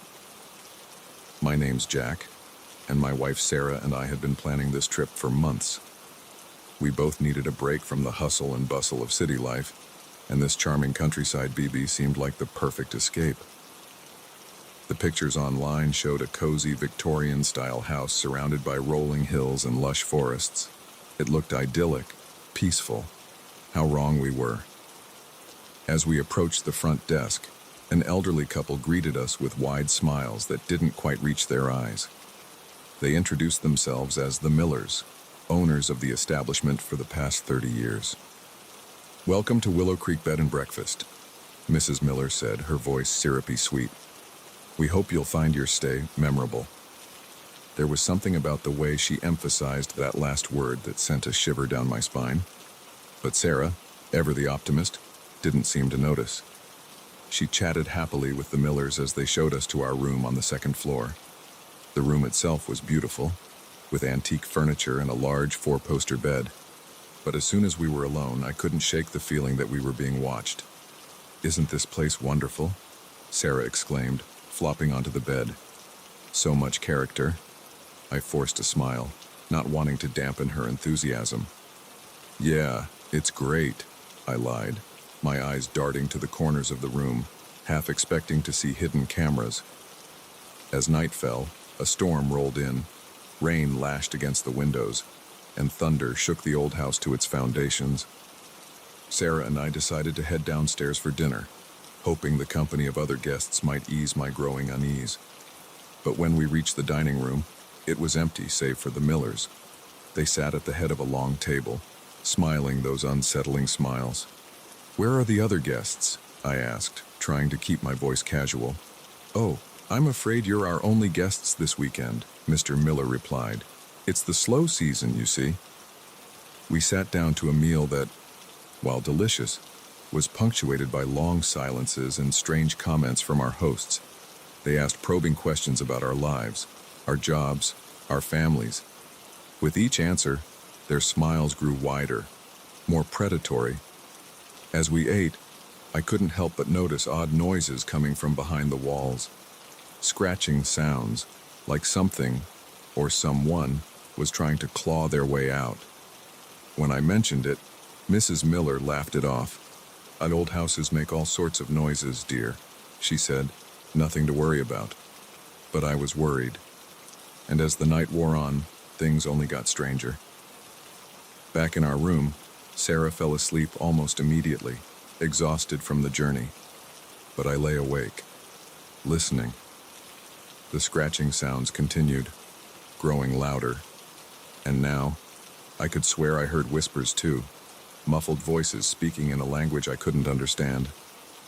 I must have dozed off at some point because I woke with a start in the middle of the night. The room was pitch black, the storm still raging outside, but something had changed. The air felt thicker, almost oppressive, and the whispers, they were in our room now. I reached out for Sarah, but her side of the bed was empty. Panic gripped me as I fumbled for the bedside lamp. When the light flickered on, I saw her standing by the window, her back to me. "Sarah," I called out, my voice shaky. "What are you doing?" She turned slowly, and I had to stifle a scream. Her eyes were completely black, and her face was contorted into an expression of pure malice. "Sarah's not here right now," she said, but it wasn't her voice. It was deeper, guttural, inhuman. I scrambled out of bed, my heart pounding so hard I thought it might burst out of my chest. "Who are you?" I demanded, "and what have you done with my wife?" The thing wearing Sarah's face laughed, a sound that chilled me to my very core. "We've been waiting for you, Jack," it said. "For so long, we've been waiting." Before I could react, the door burst open. The Millers stood there, their faces twisted into the same malevolent expressions as Sarah's. Behind them, I could see other figures, shadowy, indistinct shapes that seemed to shift and writhe in the dim light. I did the only thing I could think of. I ran. Pushing past the Millers, I bolted down the hallway, taking the stairs two at a time. The whispers had become a roar now, filling my head with promises of pain and eternal torment. I reached the front door, but it wouldn't budge. Locked. I turned, ready to fight my way out if I had to, but what I saw made me freeze in terror. The entire house seemed to be alive. The wallpaper writhed and pulsed, faces pushing out from beneath it, screaming silently. The floor undulated beneath my feet, and the ceiling dripped with a black, tar-like substance. And there, at the top of the stairs, stood Sarah, the Millers, and a host of other things. They began to descend, moving in a way that was decidedly not human. "You can't leave, Jack," Mrs. Miller said, her voice echoing strangely. "No one ever leaves Willow Creek." I backed up against the door, my mind racing. This couldn't be real. It had to be a nightmare. I closed my eyes tight, willing myself to wake up. But when I opened them, they were closer. Sarah reached out, her fingers elongated into razor-sharp claws. "Join us, Jack," she hissed. "Become part of the house, part of us." In desperation, I grabbed a heavy candlestick from a nearby table and swung it with all my might at the nearest window.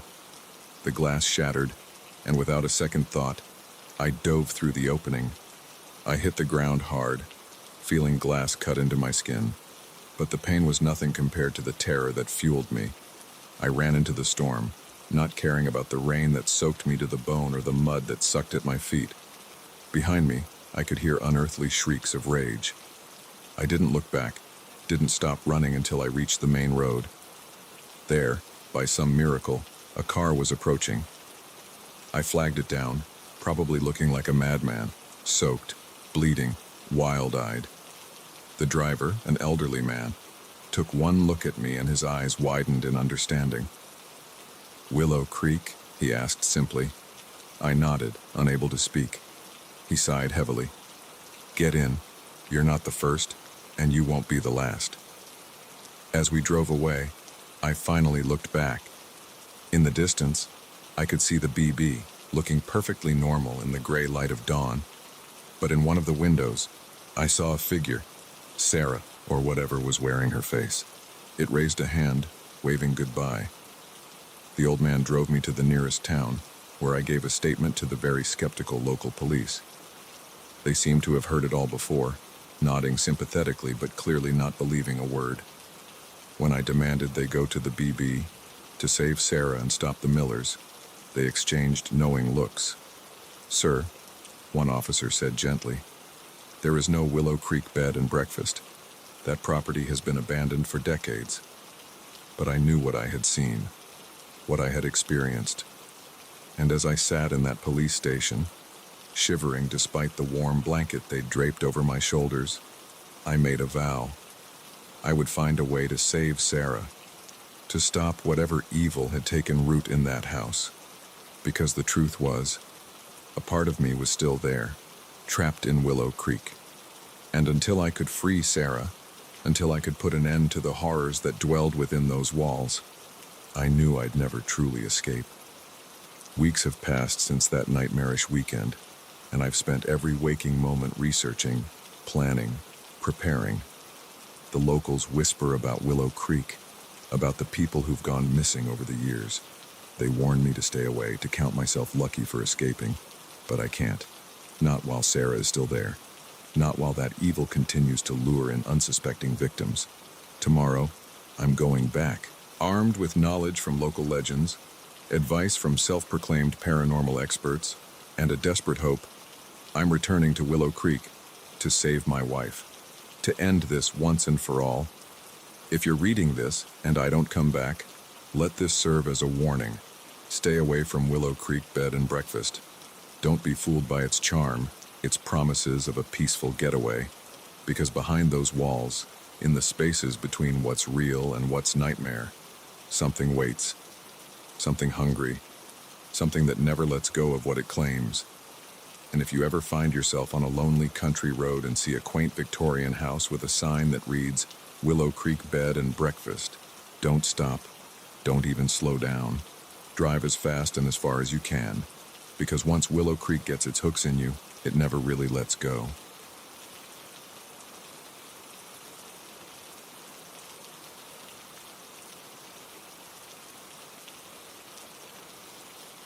The first sign that something was terribly wrong was when my GPS started glitching. One moment, I was following the cheerful voice guiding me through the winding forest roads, and the next, the screen went blank. I tapped it frantically, but nothing happened. That's when I realized I was completely and utterly lost. My name is Alex, and I'm an avid hiker. I've traversed countless trails across the country, always relying on my trusty GPS to keep me on track.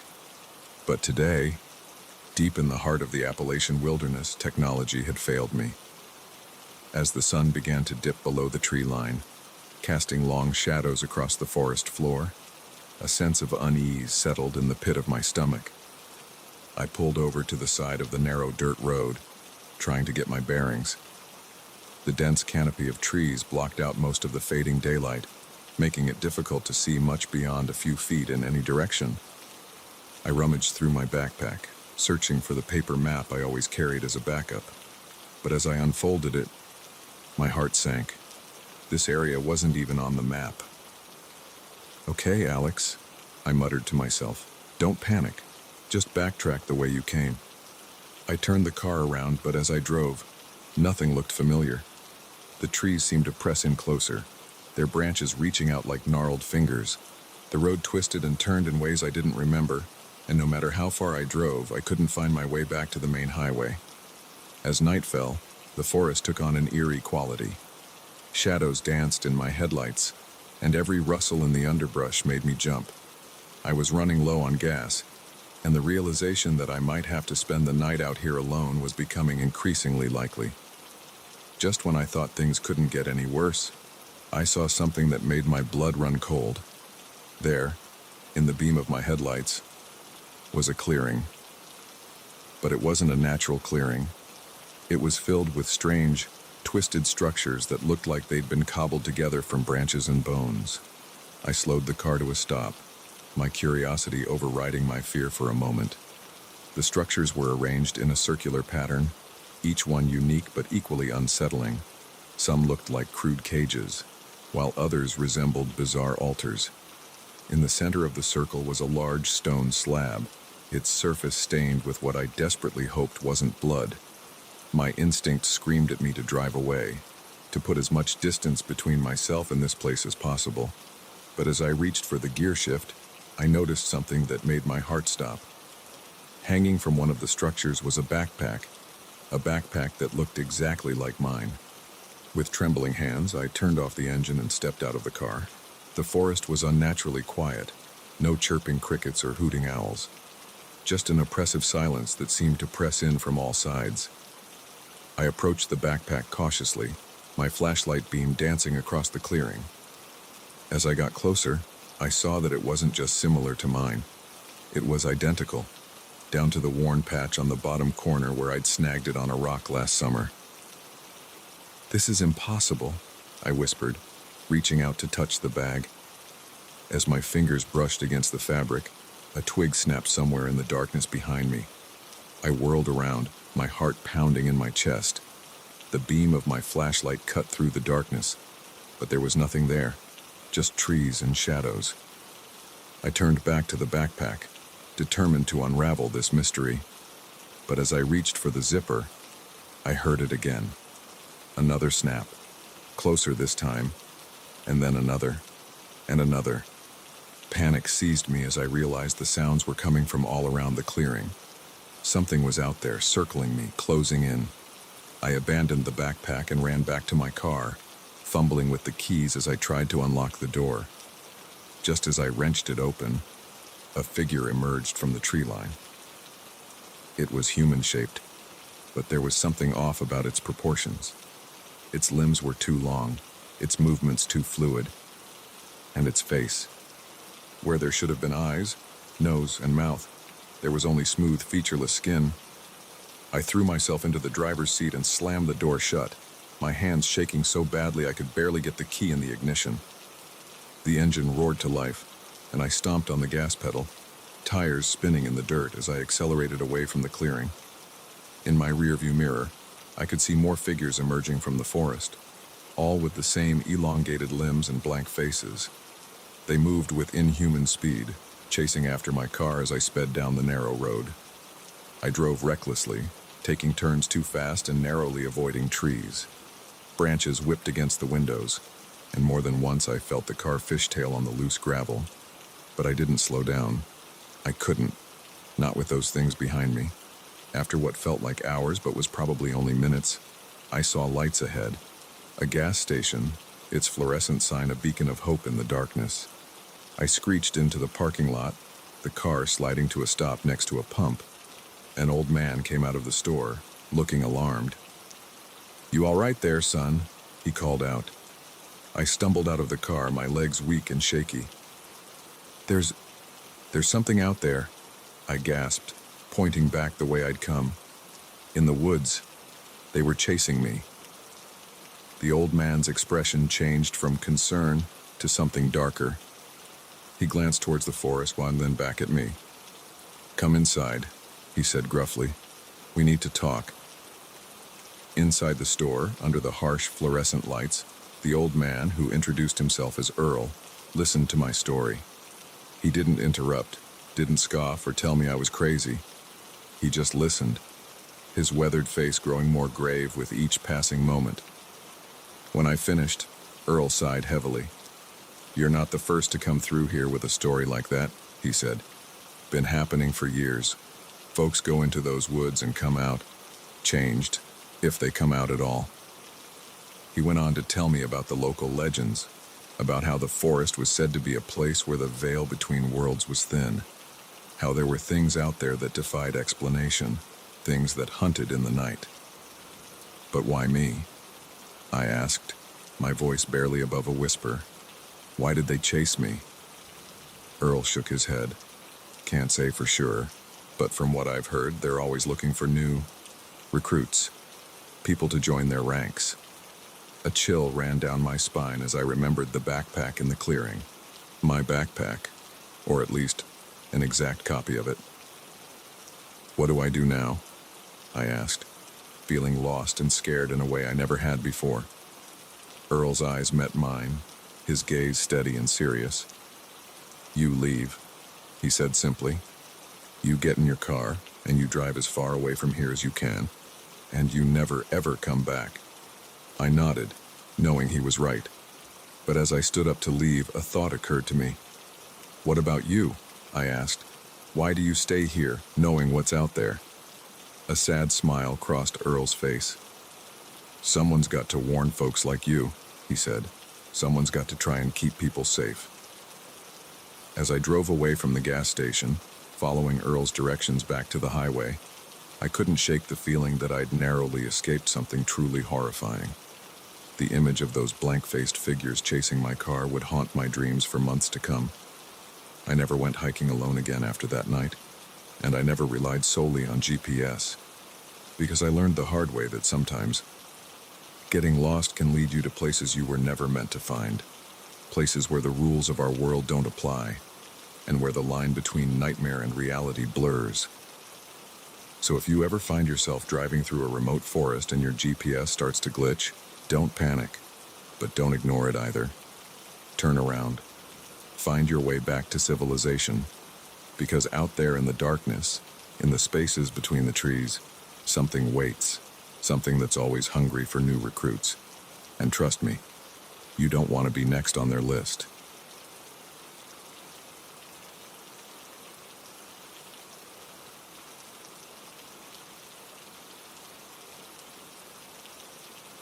The sound of scratching coming from my closet jolted me awake. At first, I thought it was just the remnants of a nightmare clinging to my consciousness, but as I lay there in the darkness of my dorm room, heart pounding, I heard it again, faint but unmistakable. Something was in there, and it wasn't my overactive imagination. I'm Jamie, a college sophomore who'd never believed in ghost stories or things that go bump in the night. That is, until that fateful evening when everything I thought I knew about reality was turned upside down. It was finals week, and I'd been pulling all-nighters for days. My room was a mess of empty energy drink cans, crumpled papers, and textbooks spread out like an academic war zone. I'd finally crashed around 3 a.m., exhausted but satisfied with my prep for tomorrow's exam. The scratching came again, louder this time. I sat up in bed, my eyes straining to adjust to the darkness. The digital clock on my nightstand cast a faint red glow, illuminating the outline of my closet door. It was closed, just as I'd left it. "Hello?" I called out, feeling ridiculous. Of course, there was no answer, just more scratching.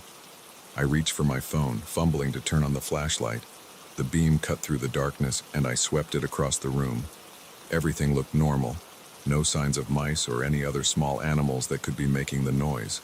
Slowly, I swung my legs over the side of the bed. The floor was cold against my bare feet as I stood up, my legs shaky. I took a tentative step towards the closet, then another. The scratching had stopped, but now I could hear something else. A faint whispering, so quiet I could barely make it out. My hand hovered over the doorknob, trembling. Part of me wanted to run, to burst out of my room and never look back. But curiosity, that dangerous human trait, pushed me forward. I had to know what was in there. Taking a deep breath, I yanked the door open. At first, I saw nothing out of the ordinary. Just my clothes hanging neatly, shoes lined up on the floor. But then, as I shone my light into the far corner, I saw it. A dark figure, crouched low, its form seeming to shift and waver in the beam of my flashlight. I stumbled backward, a scream caught in my throat. The figure uncurled itself, rising to its full height.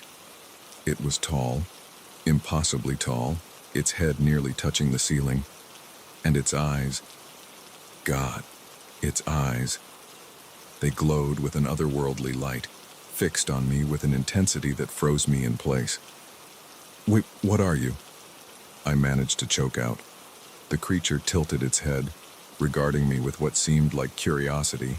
When it spoke, its voice was like rustling leaves and grinding stones. "We are the forgotten," it said. "The ones who dwell in the spaces between. And you, Jamie, have invited us in."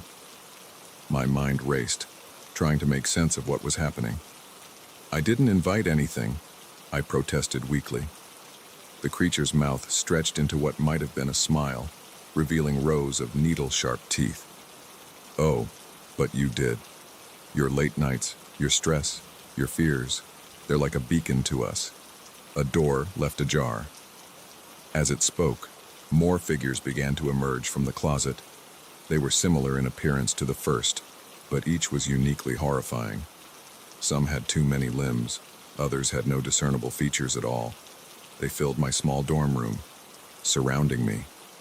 I backed up until I hit the wall, my heart thundering in my chest.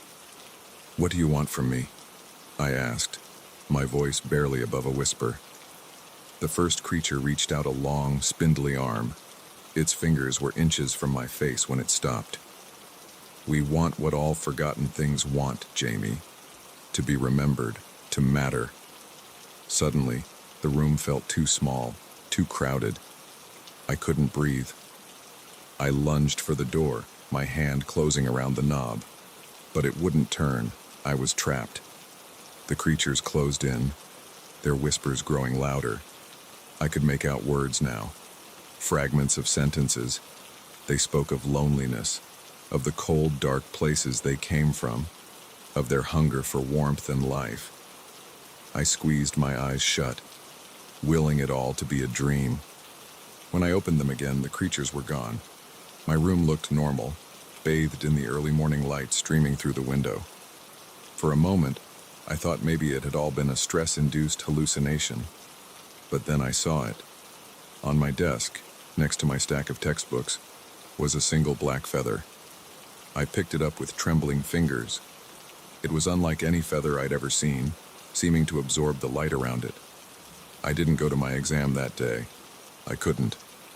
Instead, I spent hours researching, trying to find any information about what I'd experienced. I found myths and legends from cultures all over the world about shadow creatures, entities that lived in the dark corners of our world, but nothing quite matched what I'd seen. As night fell, I felt a growing sense of dread. I couldn't stay in my room, not after what had happened. I packed a bag and headed to the 24-hour library on campus, determined to surround myself with light and people. But as I walked across the quad, I noticed something strange. The shadows seemed deeper, more alive. They moved in ways that shadows shouldn't, stretching and twisting as if trying to reach out and grab me. I broke into a run, not stopping until I burst through the library doors. The fluorescent lights inside were a welcome relief, but I couldn't shake the feeling that I was being watched. I found a quiet corner and set up camp, surrounding myself with books on mythology and the paranormal. As I read, I began to piece together a theory.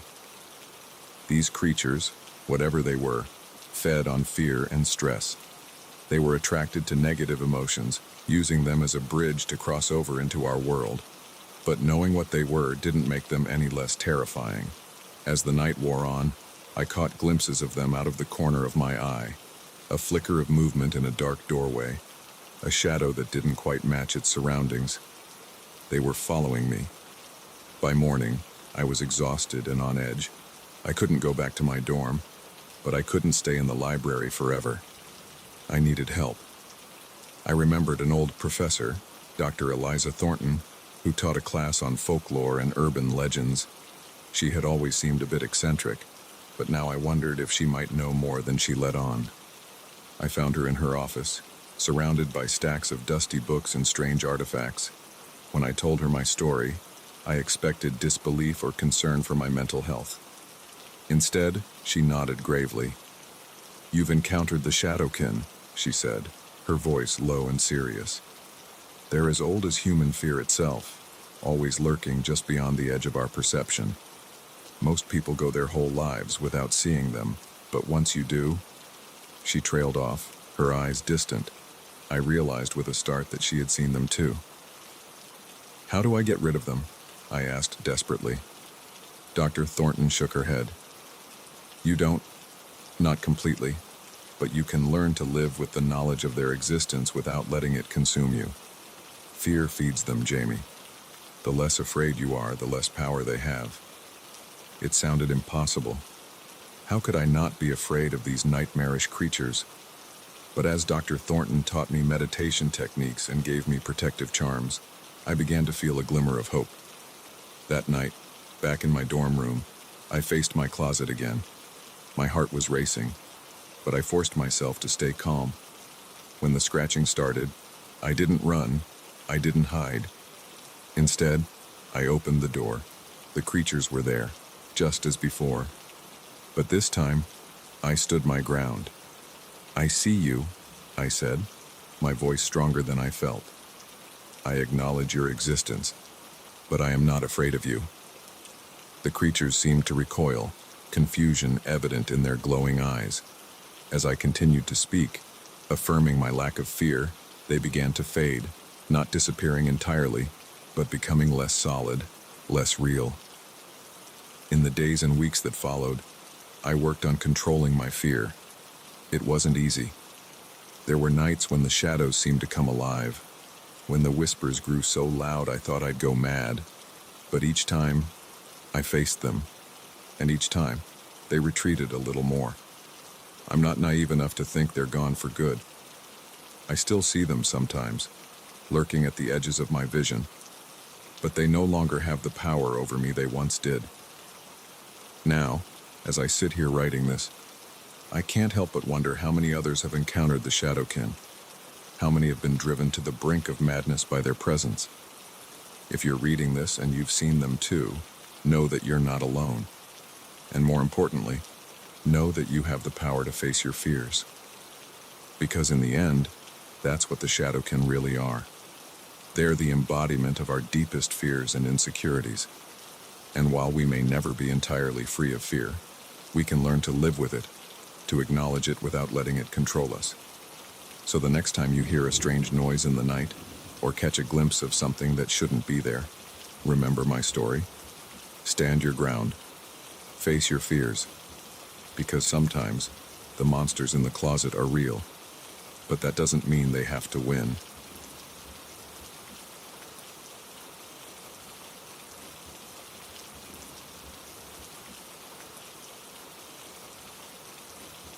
I never believed in ghosts until the day my coffee mug slid across the kitchen counter all by itself. It was a Tuesday morning, unremarkable in every way, until that moment when I realized we weren't alone in our new house. That was just the beginning of a nightmare that would push me to the brink of sanity and make me question everything I thought I knew about reality. My name's Mike, and my wife Jen and I had just moved into what we thought was our dream home. It was a beautiful old Victorian, a bit run down but with good bones, as the real estate agent had put it. We got it for a steal, probably because it had been on the market for so long. We should have known there was a reason for that. The first few days were great. We unpacked, painted, and started to make the place our own. But then, little things started happening. Keys would go missing, only to turn up in places we were sure we hadn't left them. We'd hear footsteps upstairs when we were both downstairs. At first, we laughed it off. Old houses make noise, right? But then came that morning with the coffee mug.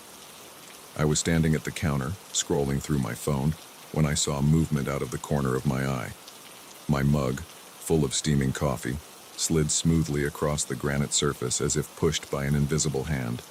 I froze, my mind refusing to process what I'd just seen. "Jen," I called out, my voice shaky. "Did you see that?" She came in from the living room looking confused. "See what?" I pointed at the mug, now sitting innocently at the edge of the counter. It moved, by itself. Jen gave me a look that was half concern, half amusement. "Honey, are you feeling okay? Maybe you need more sleep." I wanted to believe her, to think I was just overtired or imagining things. But deep down, I knew what I'd seen, and it was only the beginning. Over the next few weeks, the incidents escalated. Doors would slam shut on their own. We'd wake up to find all the kitchen cabinets wide open. One night, we both distinctly heard a child's laughter echoing through the house, despite the fact that we didn't have kids and our nearest neighbors were a retired couple. Jen was starting to believe me now, but she was trying to rationalize it all. Maybe it was the house settling, or a draft we hadn't noticed. But I could see the fear in her eyes, the way she'd jump at every unexpected sound. I started researching the history of the house, hoping to find some explanation. What I discovered chilled me to the bone. The house had been built in the late 1800s by a wealthy industrialist. He'd had a large family, but tragedy struck when his youngest daughter died in a fire in the attic. After that, the family had abandoned the house, and it had passed through numerous owners over the years. None had stayed for very long. As I dug deeper, I found forum posts and local news articles about strange occurrences in the house. Previous owners reported similar experiences to ours, some even more terrifying. One family claimed they'd seen a young girl in old-fashioned clothes standing at the foot of their bed. Another swore they'd heard screaming coming from the attic, even though it was empty. I didn't want to believe it, but the evidence was mounting. Our house was haunted. Jen and I argued about what to do. She wanted to leave, to cut our losses and run, but I was stubborn. We'd put all our savings into this place. I wasn't going to let some ghost chase us out. So we stayed, and things got worse. The activity became more frequent, more aggressive. Objects would fly across rooms. We'd feel cold spots, even in the middle of summer. And the whispering. God, the whispering. It was constant, just on the edge of hearing. Like someone was always standing right behind us, muttering words we couldn't quite make out. One night, about 2 months after we'd moved in, things came to a head. We were lying in bed, both of us wide awake despite the late hour, when we heard it. Footsteps, slow and deliberate, coming up the stairs. We clung to each other, hearts pounding, as the steps got closer and closer to our bedroom door. The doorknob turned slowly, the door creaking open, and there, in the doorway, stood a figure. It was hazy, like looking through frosted glass, but I could make out the shape of a small girl in an old-fashioned dress. She stood there for what felt like an eternity, just staring at us. Then she spoke. "Why won't you leave?" Her voice was echoing, distant, filled with a sadness that broke my heart. "This is my home. You need to go." I found my voice somehow, pushing past the terror that threatened to overwhelm me. We live here now," I said, my voice shaking. "We don't want to hurt you. We just want to coexist peacefully." The girl's form flickered, like a candle in the wind. "No!" she shouted, her voice suddenly angry. "You can't stay. You'll burn too." With that, she vanished, but the temperature in the room plummeted, and we could smell smoke. Panic seized us as we realized what was happening. Somehow, impossibly, The house was on fire. We scrambled out of bed, racing down the stairs and out onto the front lawn. As we stood there in our pajamas, watching flames lick at the windows of our home, I felt a mix of terror and relief. Terror at what we'd just experienced, relief that we'd made it out alive. The fire department came, but by the time they put out the blaze, most of the house was destroyed. The official report said it was faulty wiring, but Jen and I knew the truth. We'd been driven out, just like all the others before us. In the aftermath, as we stayed with friends and tried to piece our lives back together, I couldn't stop thinking about the girl. Who was she? Why was she so angry? And why did she feel the need to protect the house so fiercely? I went back to my research, digging deeper than ever before, and finally, I found something that made sense of it all. The industrialist's daughter hadn't died in the fire as everyone believed. She'd started it. It was an accident. She'd been playing with matches in the attic and things had gotten out of control. But in her panic, she'd hidden instead of calling for help. By the time her family realized what was happening, it was too late to save her. The girl was trapped, reliving her worst moment over and over, trying to warn others away from the same fate. In her own twisted way, she thought she was protecting us. Jen and I never moved back to that house. We couldn't, even if we'd wanted to. The damage was too extensive, and the memories too painful. But sometimes, late at night, I find myself thinking about that little girl. Is she still there, haunting the ruins of the house? Or did the fire finally set her free? I don't have the answers, and I'm not sure I want them. What I do know is that our experience changed me forever. I no longer scoff at ghost stories or dismiss the supernatural, because I've seen it with my own eyes, felt it with my own hands. There are things in this world that defy explanation, things that exist in the spaces between what we know and what we fear.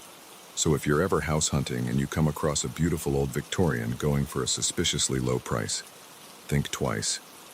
Ask questions. Do your research.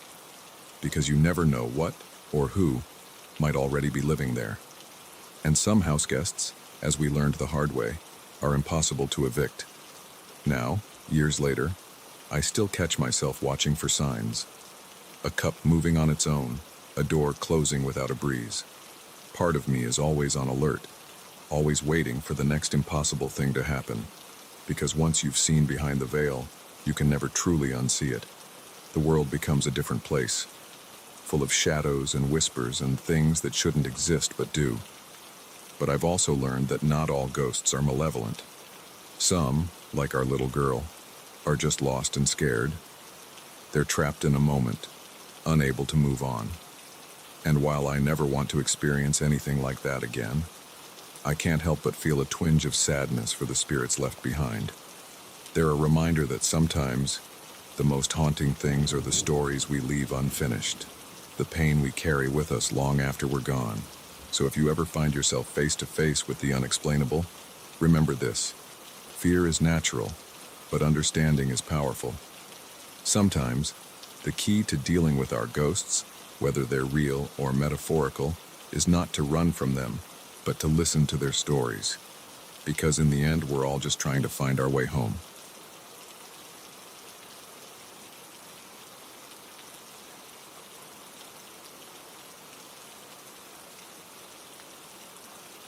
The security cameras flickered, and for a split second, I swear I saw a figure dart across the Egyptian exhibit.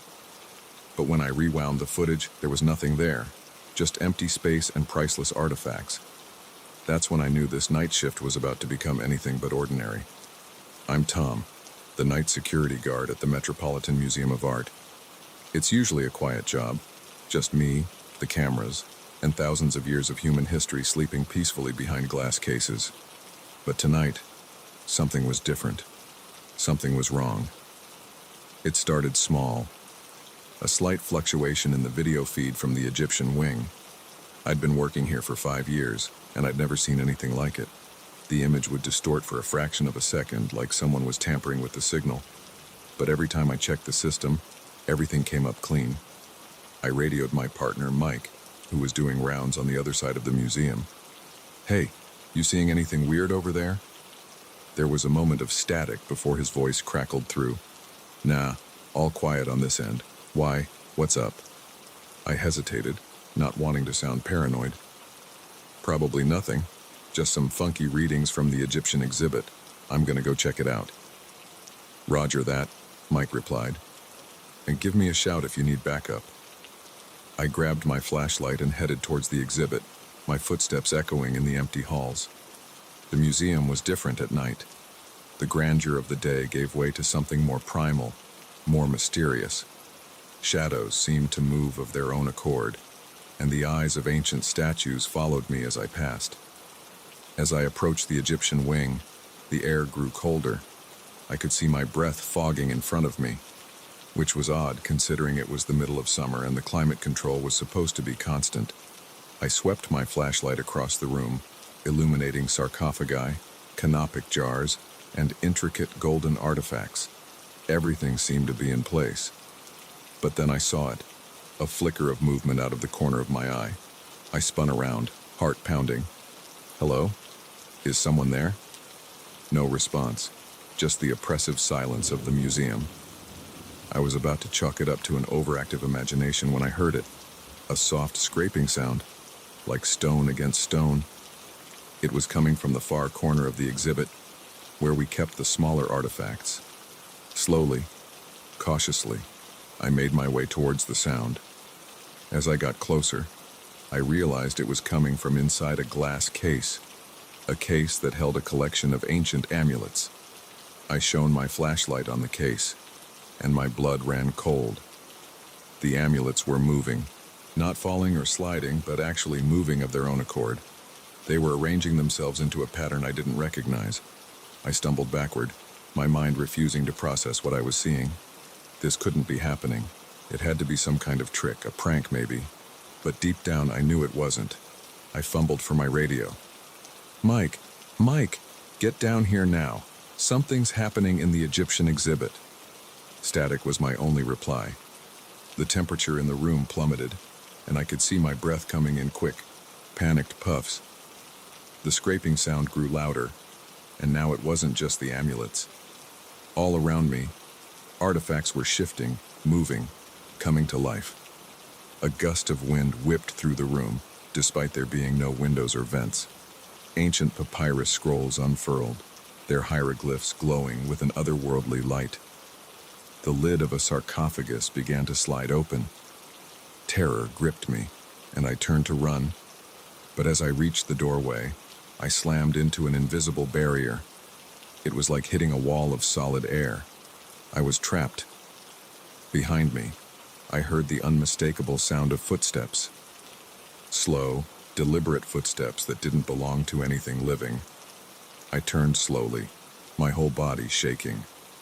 There, emerging from the open sarcophagus, was a figure. It was tall, at least 7 feet, with the head of a jackal and the body of a man. Anubis, the Egyptian god of death, standing before me in all his terrifying glory. He spoke, his voice like gravel and wind. You do not belong here, guardian of the night. This is not your domain. I tried to speak, but no words came out. My mind was blank with fear. Anubis tilted his head, regarding me with eyes that glowed like embers. But perhaps you can be of use to us. Us. The word echoed in my head, and suddenly, I realized the room was full of figures, gods and goddesses I recognized from countless placards and history books. Bastet, Horus, Isis, Ra. They surrounded me, their presence filling the room with an energy that made the air crackle. Anubis stepped closer, and I could smell the scent of ancient spices and dried herbs. For too long, we have slumbered, forgotten by the world that once revered us. But now, the stars align. The time has come for our return. I found my voice, though it came out as barely more than a whisper. What do you want from me? A sound like dry laughter came from the jackal god. Want? We require nothing from you, mortal, but you have a choice to make. Serve us, help us reclaim our place in this world, or... He left the alternative unspoken, but I could imagine it all too well. My mind raced. This couldn't be real. Gods didn't exist, and even if they did, they certainly didn't wake up in museums in New York City. But the evidence of my eyes, the chill in the air, the unmistakable presence of power in the room, it all told me this was very, very real. I don't understand, I stammered. Why now? Why here? Isis stepped forward, her voice like music. The world has lost its balance. The old ways are forgotten, and chaos grows. We return to restore order, to remind humanity of the truths they've forgotten. And you want me to help you do this? I asked, still struggling to comprehend the situation. Anubis nodded. You guard this place. You know its secrets, its routines. You will be our herald, preparing the way for our return. Part of me wanted to refuse, to tell them I was just a security guard, not some chosen one. But another part, a part I didn't quite recognize, was thrilled. How many people got the chance to be part of something so cosmic?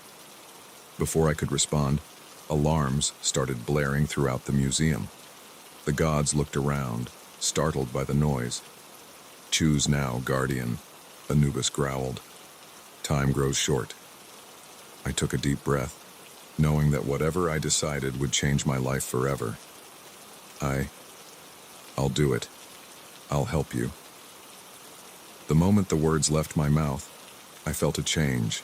It was like a current of electricity running through my body, filling me with a strength and awareness I'd never known.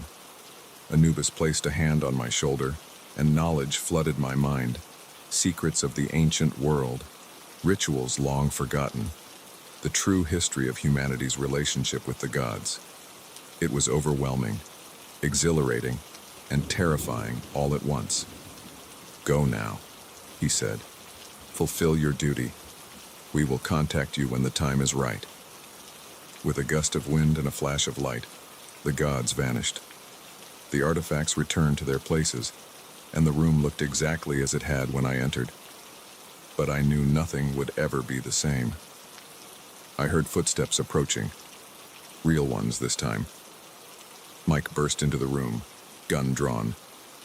Tom, what's going on? The alarms. I held up a hand, suddenly calm. It's okay, Mike.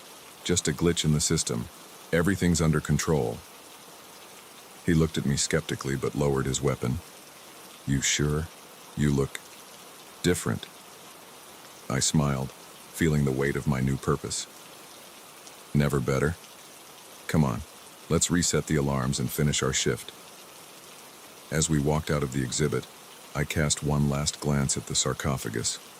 For a moment, I thought I saw a pair of glowing eyes watching me. But then they were gone, and I was left with nothing but the knowledge of what I had to do. The next few weeks were a blur of activity. By day, I went about my normal routine, but by night, I prepared. I studied ancient texts, practiced forgotten rituals, and communicated with the gods through dreams and visions. I knew that soon, very soon, the world would change. The old gods were returning, and I was their chosen herald. Part of me was terrified of what was to come, but another part, a growing part, was excited. The world needed this, needed the balance and wisdom the gods would bring. As I write this, I can feel it coming. The air is thick with anticipation, and I can hear whispers of the ancient tongues in the wind. Tomorrow night, when the moon is full and the stars align, it will begin. The gods will walk the earth once more, and I will be there to welcome them. To anyone who reads this, know that change is coming. The world as you know it is about to be transformed. Don't be afraid. Embrace it. For the gods are returning, and with them comes a new age of wonder and mystery. And it all started with a flicker on a security camera, in a quiet museum, on a night that seemed like any other, but turned out to be the beginning of everything.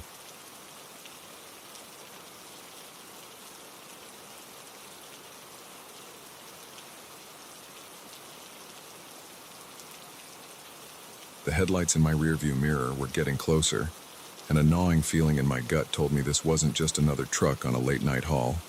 Something was off, terribly off, and I had a sinking suspicion that my quiet drive through the snowy wilderness was about to turn into a nightmare. My name's Jack, and I've been driving big rigs across the country for the better part of 2 decades. I've seen my fair share of weird stuff on the road, but nothing could have prepared me for what happened that frigid January night. It started like any other long-haul trip. I was hauling a load of electronics from Seattle to Chicago, a route I'd driven countless times before. The weather forecast had warned of a snowstorm, but I figured I could outrun it if I pushed through the night. That decision would come back to haunt me.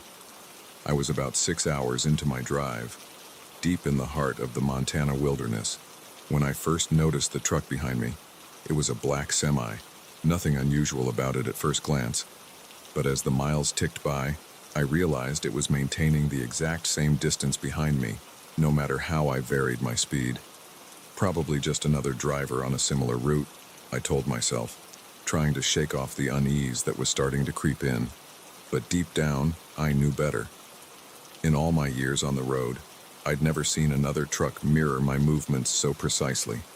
The snow started to fall heavier, reducing visibility to almost nothing.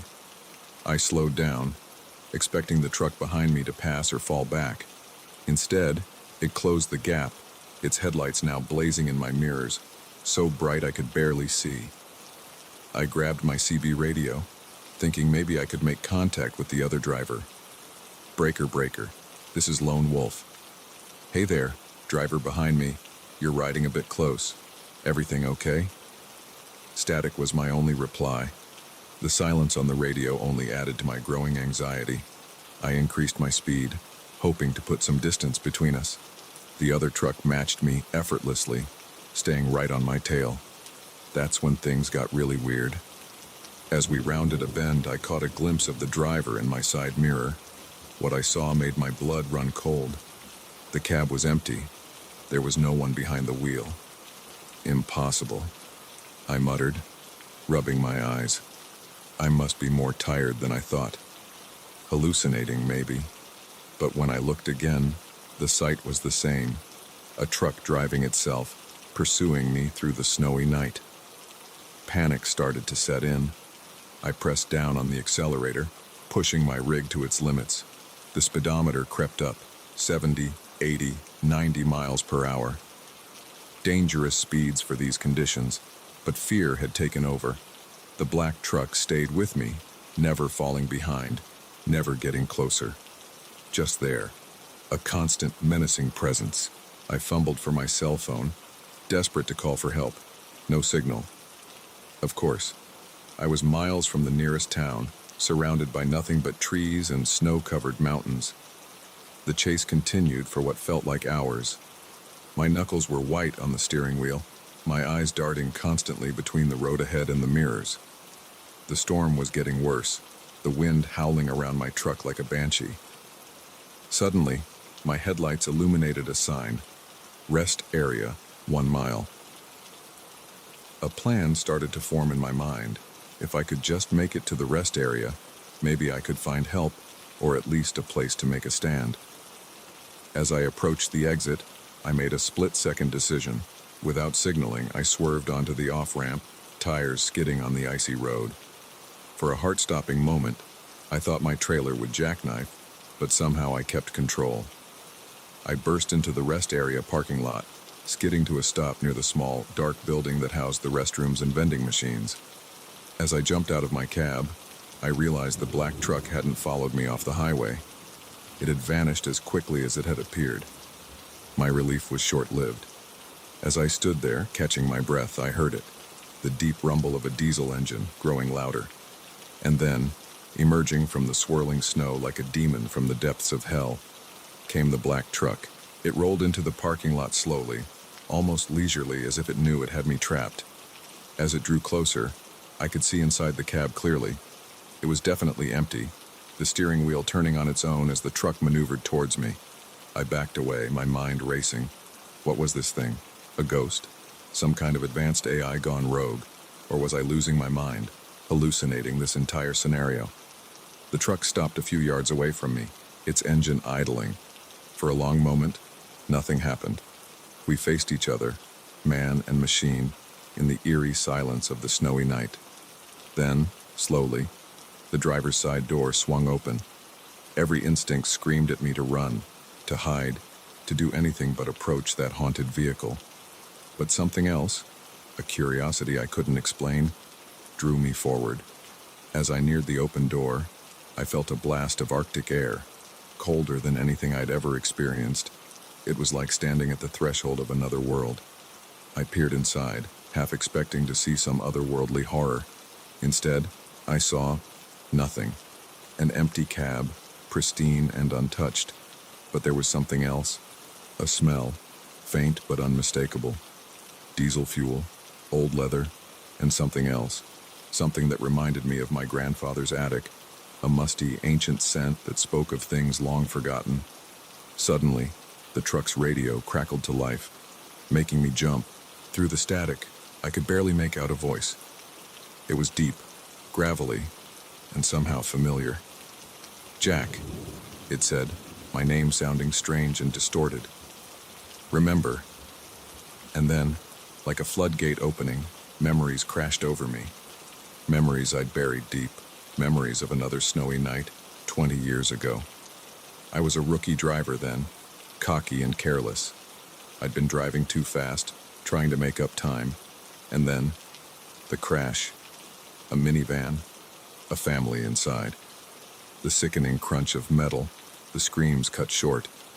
I'd survived, barely. But the family, they hadn't been so lucky. In the aftermath, I'd convinced myself it wasn't my fault. Bad weather, poor road conditions. I'd buried the guilt, pushed it down so deep I'd almost forgotten. Almost. As the memories washed over me, I understood.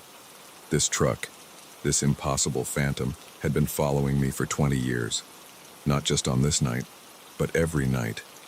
In the corners of my mind, in the shadows of my guilt, the voice spoke again, clearer now. "It's time, Jack. Time to face what you've done." I stood there, snow swirling around me, tears freezing on my cheeks, and I knew what I had to do. It was time to stop running, time to face my past. With a deep breath, I climbed into the cab of the black truck. As soon as I settled into the seat, the door swung shut behind me. The engine roared to life, and we began to move. I didn't try to take the wheel. I knew I wasn't in control anymore. As we pulled out of the rest area and back onto the highway, I closed my eyes. Whatever was coming, I was ready to face it. We drove through the night, the truck knowing a path I couldn't see. As dawn broke, we pulled up to a small cemetery I'd never known existed, but somehow I knew exactly why we were here. The truck door opened, and I stepped out. There, in front of me, were 5 gravestones, a family, the family. My legs shook as I approached, reading the names I'd tried so hard to forget. I fell to my knees in the snow, the weight of 2 decades of guilt finally breaking me.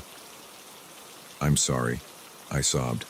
"I'm so sorry." I don't know how long I knelt there, apologizing to the dead, begging for forgiveness I knew I didn't deserve.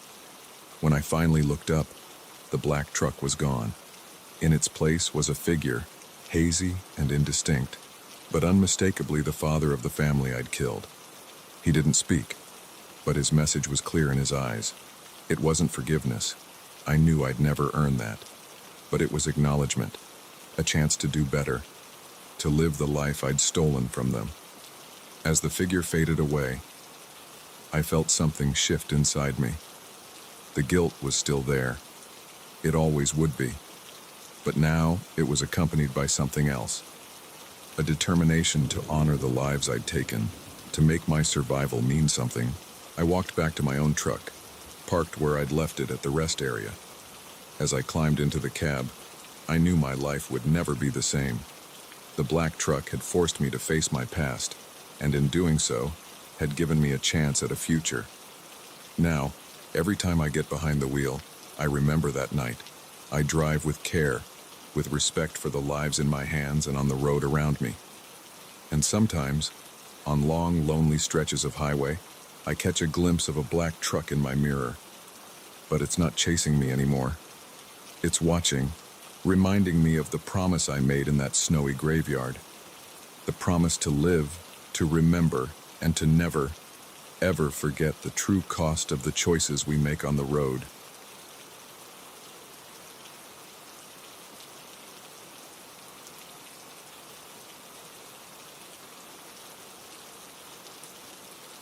The first raindrop hit the windshield with a soft pat, and I knew we were in trouble. What had started as a sunny hiking trip was about to turn into a desperate fight for survival against nature's fury and something far more sinister lurking in the shadows of the forest. I'm Alex, and this was supposed to be a weekend getaway with my best friends, Mark and Sarah. We'd been planning this hiking trip for months, eager to explore the remote trails of the Cascade Mountains. The weather forecast had promised clear skies, but as we drove deeper into the wilderness, the clouds began to gather ominously overhead. "Maybe we should turn back," Sarah said from the back seat, her voice tinged with worry. I glanced at Mark, who was behind the wheel. He shook his head. "We're almost there. It's probably just a passing shower." I wanted to believe him, but the rapidly darkening sky told a different story. By the time we reached the trailhead, the rain was coming down in sheets. We sat in the car, watching the downpour and debating our next move. "We've come this far," I said, trying to sound optimistic. "Maybe we can wait it out in that cabin we saw on the map. It's only a couple miles up the trail." It was a decision we'd come to regret. We donned our rain gear and set out, the mud squelching beneath our boots. The trail, which had looked so inviting on the map, was now a treacherous path of slick rocks and swollen streams. The wind howled through the trees, drowning out our voices and making it nearly impossible to communicate. After what felt like hours of struggling against the elements, we finally spotted the cabin through the curtain of rain. It was a welcome sight, a sturdy log structure that promised shelter from the storm. As we approached, I couldn't shake the feeling that something was off. The cabin looked old, far older than it should have been based on the recent map we'd studied. Moss clung to the roof, and the windows were dark, reflecting our bedraggled figures like fun house mirrors. Mark reached the door first, giving it a solid push. It swung open with a creak that sent shivers down my spine. We hurried inside, grateful to escape the rain but unable to ignore the oppressive atmosphere that greeted us. The interior was Spartan. A few rickety chairs, a table, and a fireplace that looked like it hadn't been used in decades. Dust covered every surface, and the air was thick with the musty smell of abandonment. "This can't be right," Sarah said, voicing what we were all thinking. The ranger said this was a maintained emergency shelter. I pulled out our map, now soggy and barely legible. "According to this, we're in the right place, but this cabin looks like it's been here for 100 years. Mark was already working on starting a fire, his hands shaking slightly as he arranged kindling in the grate. "Let's worry about that later. Right now, we need to get warm and dry." As the flames flickered to life, casting dancing shadows on the walls, I couldn't shake the feeling that we were being watched. I kept glancing at the windows, half expecting to see a face peering in at us. But there was nothing but darkness and the relentless pounding of the rain. We huddled around the fire, trying to warm our chilled bones and make sense of our situation. The storm showed no signs of letting up, and the thought of spending the night in this eerie cabin was becoming an increasingly likely reality. As night fell, the forest outside seemed to come alive with strange sounds. Howls that didn't quite sound like wolves, rustling that seemed too deliberate to be the wind. We tried to laugh it off, telling ghost stories to distract ourselves from the growing sense of unease.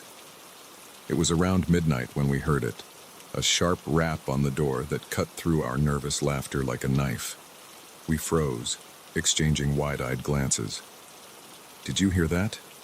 Sarah whispered, her face pale in the firelight. Before any of us could respond, it came again. 3 distinct knocks, deliberate and demanding. Mark stood up, his hand reaching for the hiking pole he'd propped against the wall. "Hello?" he called out, his voice wavering slightly. "Is someone there?" Silence. Then, slowly, the door began to open. My heart pounded in my chest as a figure emerged from the darkness. It was a man, or at least it had the shape of a man. But there was something wrong, something off about the way he moved, the way his edges seemed to blur in the flickering firelight. "Apologies for the intrusion," the figure said, his voice oddly hollow. "I saw your fire and hoped you might offer shelter from the storm." Every instinct screamed at me to run, to get as far away from this stranger as possible. But where could we go? The storm still raged outside, and we had no idea where we were. Mark, always the diplomat, gestured for the man to come in. "Of course," he said, though I could hear the tension in his voice. "There's plenty of room." As the stranger stepped into the light, I had to stifle a gasp. His clothes were outdated, like something from the early 1900s, and they hung on his frame as if he'd been wearing them for a very long time. But it was his face that truly chilled me to the bone. It was gaunt, almost skeletal, with eyes that seemed to glow faintly in the dim light.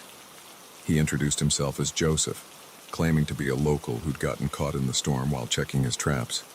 But every word out of his mouth felt like a lie, and I could see that Sarah and Mark were just as unsettled as I was. As the night wore on, Joseph regaled us with stories of the area's history. He spoke of native legends, of spirits that roamed the forests, and of hikers who had ventured into these woods never to return. With each tale, the atmosphere in the cabin grew heavier, more oppressive. I found myself nodding off despite my unease, the warmth of the fire and the exhaustion of the day taking their toll. But every time I closed my eyes, I'd jerk awake, certain that I'd seen Joseph's form shift and change in ways that defied explanation. It was Sarah who first noticed that something was very, very wrong. "Guys," she said, her voice barely above a whisper, "look at the window." I turned, expecting to see the darkness of the storm-shrouded forest. Instead, I saw faces, dozens of them, pressed against the glass, their features twisted in expressions of agony and hunger.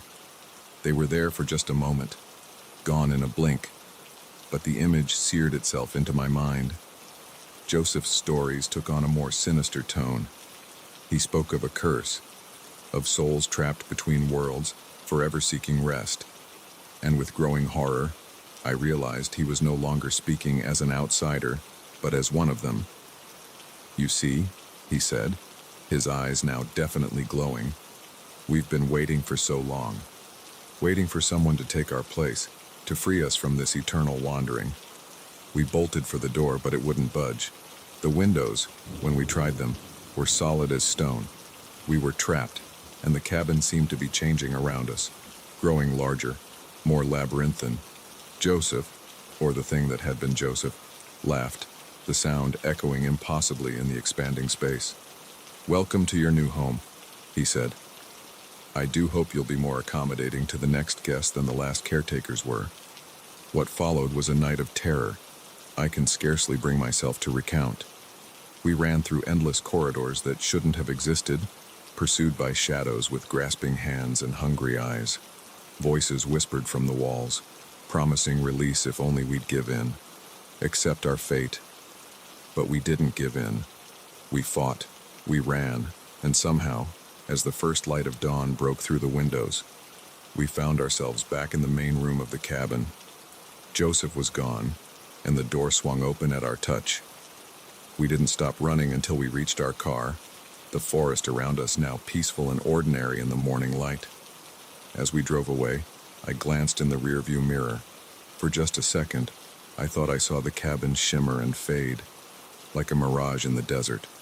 We never spoke of that night to anyone else. Who would believe us? But we made a pact, the three of us, to never return to those woods, to warn others away if we could. Sometimes, on stormy nights, I wake up in a cold sweat, certain that I can hear knocking at my door. And in my darkest moments, I wonder if we truly escaped, or if we're still there, trapped in that impossible cabin, living out some comforting illusion, while our souls are slowly consumed. So if you're ever hiking in the Cascades and you come across an old cabin that's not on any map, keep walking. No matter how bad the storm, no matter how tired you are, don't stop. Don't go in. Because once that door closes behind you, there's no guarantee it will ever open again.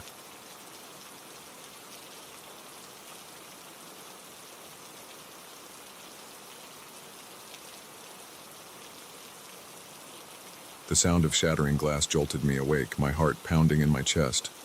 For a split second, I thought I was dreaming. But as I lay there in the darkness, straining my ears, I heard it again, the unmistakable creak of a floorboard from somewhere downstairs. Someone was in the house, and I was alone. I'm Emily, a 28-year-old freelance writer. I'd jumped at the chance to house sit for my aunt and uncle while they were on a month-long European cruise. Their sprawling Victorian home in the countryside seemed like the perfect place to work on my novel without distractions. Little did I know, I was about to become the main character in my own real-life horror story. The first few days were uneventful. I settled into a routine, writing during the day and exploring the charming little town nearby in the evenings.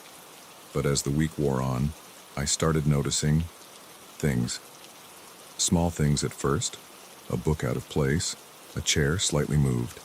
I brushed it off as absent-mindedness, convincing myself I'd moved these items and simply forgotten. But then things escalated. I'd wake up to find all the kitchen cabinets wide open, or my laptop moved from where I'd left it the night before. The rational part of my brain tried to come up with explanations. Maybe the house was settling, causing the cabinets to swing open. Maybe I was more forgetful than I realized. Yet I couldn't shake the feeling that something was off. The house felt different at night, as if the very air grew thicker, more oppressive. I'd catch movement out of the corner of my eye, only to turn and find nothing there. The shadows seemed to deepen, to move in ways shadows shouldn't. I told myself I was being ridiculous, that my writer's imagination was running wild, but I started taking precautions anyway. I double-checked the locks before bed, made sure all the windows were secure. I even considered calling my aunt and uncle, but what would I say?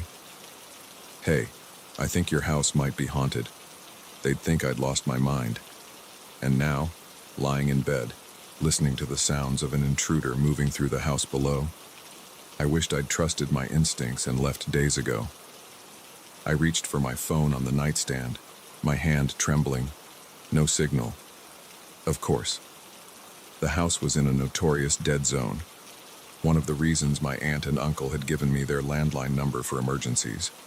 The landline that was downstairs, where the intruder was. Another creak. Closer this time. They were coming up the stairs.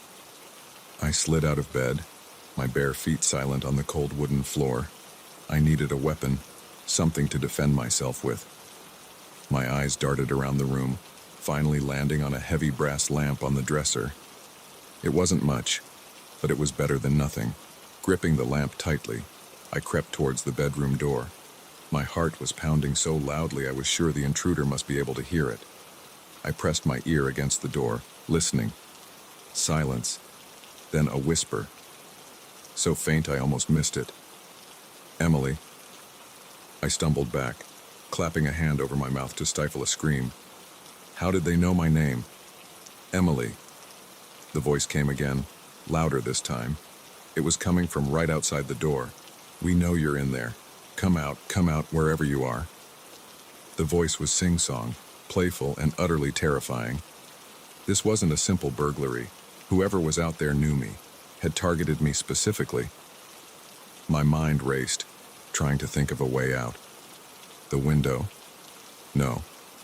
I was on the second floor. The drop would likely break my leg, if not worse. I was trapped. The doorknob started to turn, slowly, agonizingly slowly. I raised the lamp, ready to swing at whoever came through that door. But when the door swung open, there was no one there, just the dark, empty hallway beyond. I stood frozen, lamp still raised, staring at the open doorway. This couldn't be happening. People don't just vanish into thin air. Behind you, the voice whispered, right in my ear. I whirled around, swinging the lamp with all my might. It connected with nothing. The room was empty. Panic overwhelmed me. This wasn't possible. I was losing my mind. I had to be. I bolted from the room, no longer caring about stealth. I had to get out of this house, now. I took the stairs 2 at a time, nearly falling in my haste. As I reached the bottom, I saw the front door. Freedom was just steps away. I grabbed the doorknob, twisting it frantically. It didn't budge. Locked. But I hadn't locked it. I was sure of that. Now, Emily. The voice chided, seeming to come from everywhere at once. Did you really think it would be that easy? I spun around, pressing my back against the door. The entrance hall was empty, but I could feel eyes on me, watching from the shadows. Who are you? I shouted, my voice shaking. What do you want? Laughter echoed through the house, a sound that sent chills down my spine. It wasn't just one voice, but many, layered over each other in a cacophony of mirth. We want to play, Emily, the voices said in unison. We've been so lonely here for so long, but now you're here. Now we can have some fun. The shadows in the corners of the room began to move, to coalesce into shapes. Human shapes, but wrong somehow, distorted and twisted. I screamed, turning back to the door and pulling on the handle with all my strength. It finally gave way, and I burst out into the cool night air. I ran, not daring to look back, my bare feet slapping against the gravel driveway. I made it to the road and kept running, the lamp still clutched in my white-knuckled grip. I didn't stop until I reached the town, collapsing on the steps of the police station, gasping for breath. The officers were kind but skeptical. They drove me back to the house, flashlights sweeping across the property. Everything looked normal. No sign of forced entry, nothing out of place. They suggested stress, an overactive imagination. Maybe I'd been working too hard on my novel, but I knew what I'd seen, what I'd heard. I packed my bags that night and checked into a hotel in town. I called my aunt and uncle the next day, making up an excuse about a family emergency. They were understanding, said they'd arrange for someone else to keep an eye on the place. I didn't tell them the truth. How could I? They'd never believe me. Sometimes, I'm not sure I believe it myself. But in the weeks and months that followed, I couldn't shake the memory of that night. I'd wake up in a cold sweat, certain I could hear those voices whispering my name. I'd see movement out of the corner of my eye and freeze, terrified of what I might see if I turned my head. I tried to write it off as a vivid nightmare, a product of stress and an overactive imagination, but deep down, I knew better. Something had happened in that house, something I couldn't explain. I never went back to that town, never drove down that lonely country road again. But sometimes, late at night, when the world is quiet and the shadows are deep, I wonder about that house, standing alone in the darkness. I wonder if someone else is there now, hearing those whispers, seeing those shapes in the shadows. And I wonder if they'll be as lucky as I was, if they'll make it out before the game begins in earnest.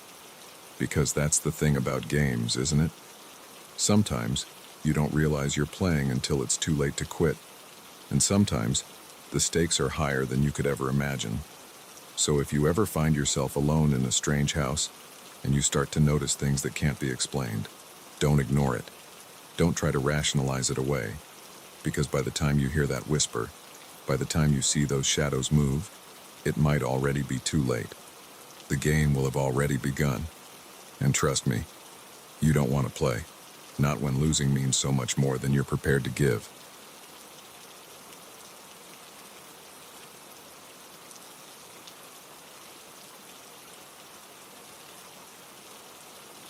The moment our car sputtered to a stop on that desolate stretch of highway, I knew we were in trouble. The silence that followed the dying engine was deafening, broken only by the whistle of wind across the barren landscape. Little did we know, our fight for survival was about to begin, and the danger wouldn't just come from the harsh elements surrounding us. I'm Sarah, and what was supposed to be a romantic getaway with my husband Mike quickly turned into a nightmare that still haunts me to this day. We had been driving for hours, the monotonous desert landscape of Nevada stretching endlessly before us. Our destination was a quaint bed and breakfast nestled in the mountains, a place where we hoped to rekindle our relationship after months of stress and growing distance. The sun was setting when our old Chevy gave up the ghost, leaving us stranded in the middle of nowhere. No other cars had passed us for at least an hour, and checking our phones revealed what we already suspected: no signal. "We should have gotten that tune-up before we left," Mike muttered, frustration evident in his voice as he popped the hood and peered inside. I bit back a retort, not wanting to start an argument. Instead, I stepped out of the car, stretching my legs and surveying our surroundings. Miles of scrubland in every direction, with the faint outline of mountains on the horizon. The air was cooling rapidly as night approached, and I shivered, wrapping my arms around myself. "Any luck?" I called to Mike after a few minutes. He slammed the hood shut, shaking his head. "No idea what's wrong. We're going to have to wait for someone to pass by and hope they can help." We settled in for a long wait, the temperature dropping steadily as darkness fell. We had some water and snacks in the car, but if help didn't come soon, we'd be in real trouble. The desert nights could be brutally cold, and we weren't prepared for an extended stay. Hours passed, marked only by the slow crawl of stars across the sky. We talked intermittently, our conversation strained. This trip was supposed to fix things between us, but now it felt like it might be the final nail in the coffin of our marriage. It was just past midnight when we saw the headlights. At first, it was just a faint glow on the horizon, but it grew steadily brighter. Hope surged through me as I nudged Mike awake. "Look," I said, pointing down the highway. "Someone's coming." We scrambled out of the car, waving our arms frantically as the vehicle approached. It was an old pickup truck, and it slowed to a stop beside us. The driver's side window rolled down, revealing a man in his 50s, his face weathered and lined. "You folks having some trouble?" he asked, his voice gravelly. Mike explained our situation, and the man, who introduced himself as Earl, offered to take a look at our car. As he worked, he told us he lived nearby and often drove this stretch of road late at night when he couldn't sleep. After a few minutes, Earl straightened up, wiping his hands on a rag. "Well, looks like your alternator's shot. I can't fix it here, but I'd be happy to give you a ride to the nearest town. It's about 30 miles back the way I came." We hesitated, exchanging glances. Getting into a stranger's vehicle in the middle of the night wasn't ideal, but we didn't have many options. "That'd be great, thank you," Mike finally said. We grabbed our overnight bags from the trunk and climbed into Earl's truck. The cab smelled of cigarettes and something else I couldn't quite place. Something metallic and vaguely unpleasant. As we drove, Earl kept up a steady stream of conversation, asking about our trip, where we were from, how long we'd been married. His questions seemed innocuous enough, but something about his tone made me uneasy. I noticed his eyes flicking to the rearview mirror more often than seemed necessary, as if he was checking to see if we were being followed. About 15 minutes into the drive, I realized we weren't on the main highway anymore. We had turned onto a smaller road, rough and unpaved. Earl?" I said, trying to keep the nervousness out of my voice. "I thought you said the town was back the way you came." Earl's grip on the steering wheel tightened, his knuckles turning white. "Oh, we're taking a shortcut," he said, his voice eerily calm. "Don't you worry. We'll be there soon." Mike shifted beside me, tension radiating from him. I could tell he was regretting our decision to trust this stranger. The truck lurched to a stop in front of a dilapidated house, its windows dark and uninviting. My heart began to race as Earl turned to us, a smile that didn't reach his eyes spreading across his face. "We're here," he said. "Why don't you folks come inside? It's too late to wake up the folks in town. You can stay here for the night and we'll get your car sorted in the morning." Every instinct screamed at me to run, but where would we go? We were miles from anywhere, with no idea which direction would lead us back to civilization. As if reading my thoughts, Earl's hand moved to his hip, revealing the butt of a pistol tucked into his waistband. "Now, don't go getting any ideas," he said, his voice low and threatening. "You're going to come inside nice and quiet like, understand?" With no other choice, we followed Earl into the house. The interior was sparse and dirty, with peeling wallpaper and floors that creaked ominously under our feet. He led us to a room at the back of the house, pushing us inside and locking the door behind us. The room was bare except for a stained mattress on the floor and a bucket in the corner. The single window was boarded up, leaving no chance for escape. "What do you want from us?" Mike demanded, his voice shaking despite his attempt to sound brave. Earl's laugh echoed through the door. "Oh, you'll find out soon enough. Get some rest now. You've got a big day ahead of you tomorrow." As his footsteps retreated, Mike and I clung to each other, our minds racing with terrifying possibilities. What did Earl have planned for us? Would anyone even notice we were missing? The night stretched on endlessly, every creak and groan of the old house making us jump. We whispered plans of escape, but each idea seemed more impossible than the last. As dawn broke, we heard movement in the house. Multiple voices, muffled but distinct. Earl wasn't alone. The door swung open, revealing Earl and two other men, all armed. "Time to go," Earl said, gesturing with his gun. They marched us outside to a waiting van. As they pushed us inside, I caught a glimpse of something that made my blood run cold. Cages in the back of the van, some of them occupied by terrified-looking people. Realization dawned on me with horrifying clarity. This wasn't just a random kidnapping. This was something much bigger, much more sinister. We had stumbled into the clutches of human traffickers. The van lurched into motion, carrying us away from any hope of rescue. I gripped Mike's hand tightly, tears streaming down my face. How had our simple road trip turned into this nightmare? But as we bounced along the rough road, a plan began to form in my mind. I remembered the Swiss Army knife in my pocket. They hadn't searched us thoroughly. If I could just reach it without them noticing. What happened next was a blur of action and adrenaline. Somehow, in the chaos of the bumpy ride, I managed to free myself and Mike. When one of the men came to check on us, we overpowered him, using the element of surprise to our advantage. The van screeched to a halt as the driver realized something was wrong. In the ensuing struggle, we managed to subdue our captors and free the other prisoners. It was over as quickly as it had begun. We found ourselves standing on the side of the road, surrounded by shell-shocked victims and unconscious kidnappers. One of the freed prisoners had a phone, and soon the sound of approaching sirens filled the air. The aftermath was a whirlwind of police statements, hospital checkups, and tearful reunions with worried family members. We learned that we had helped break up a major trafficking ring, one that law enforcement had been trying to crack for years. But even as we were hailed as heroes, the trauma of what we'd experienced lingered. Mike and I clung to each other with a newfound appreciation, our petty arguments from before the trip seeming insignificant in the face of what we'd endured together. Now, months later, we're still dealing with the aftermath. Therapy helps, but there are nights when I wake up in a cold sweat, convinced I'm back in that dirty room, waiting for an unknown fate.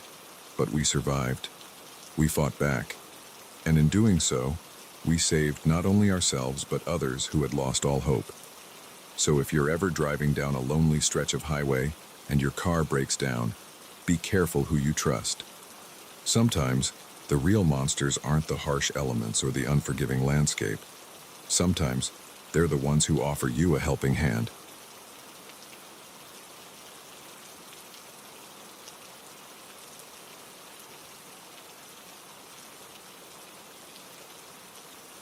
The beam of my flashlight flickered, casting eerie shadows on the jagged walls of the abandoned mine.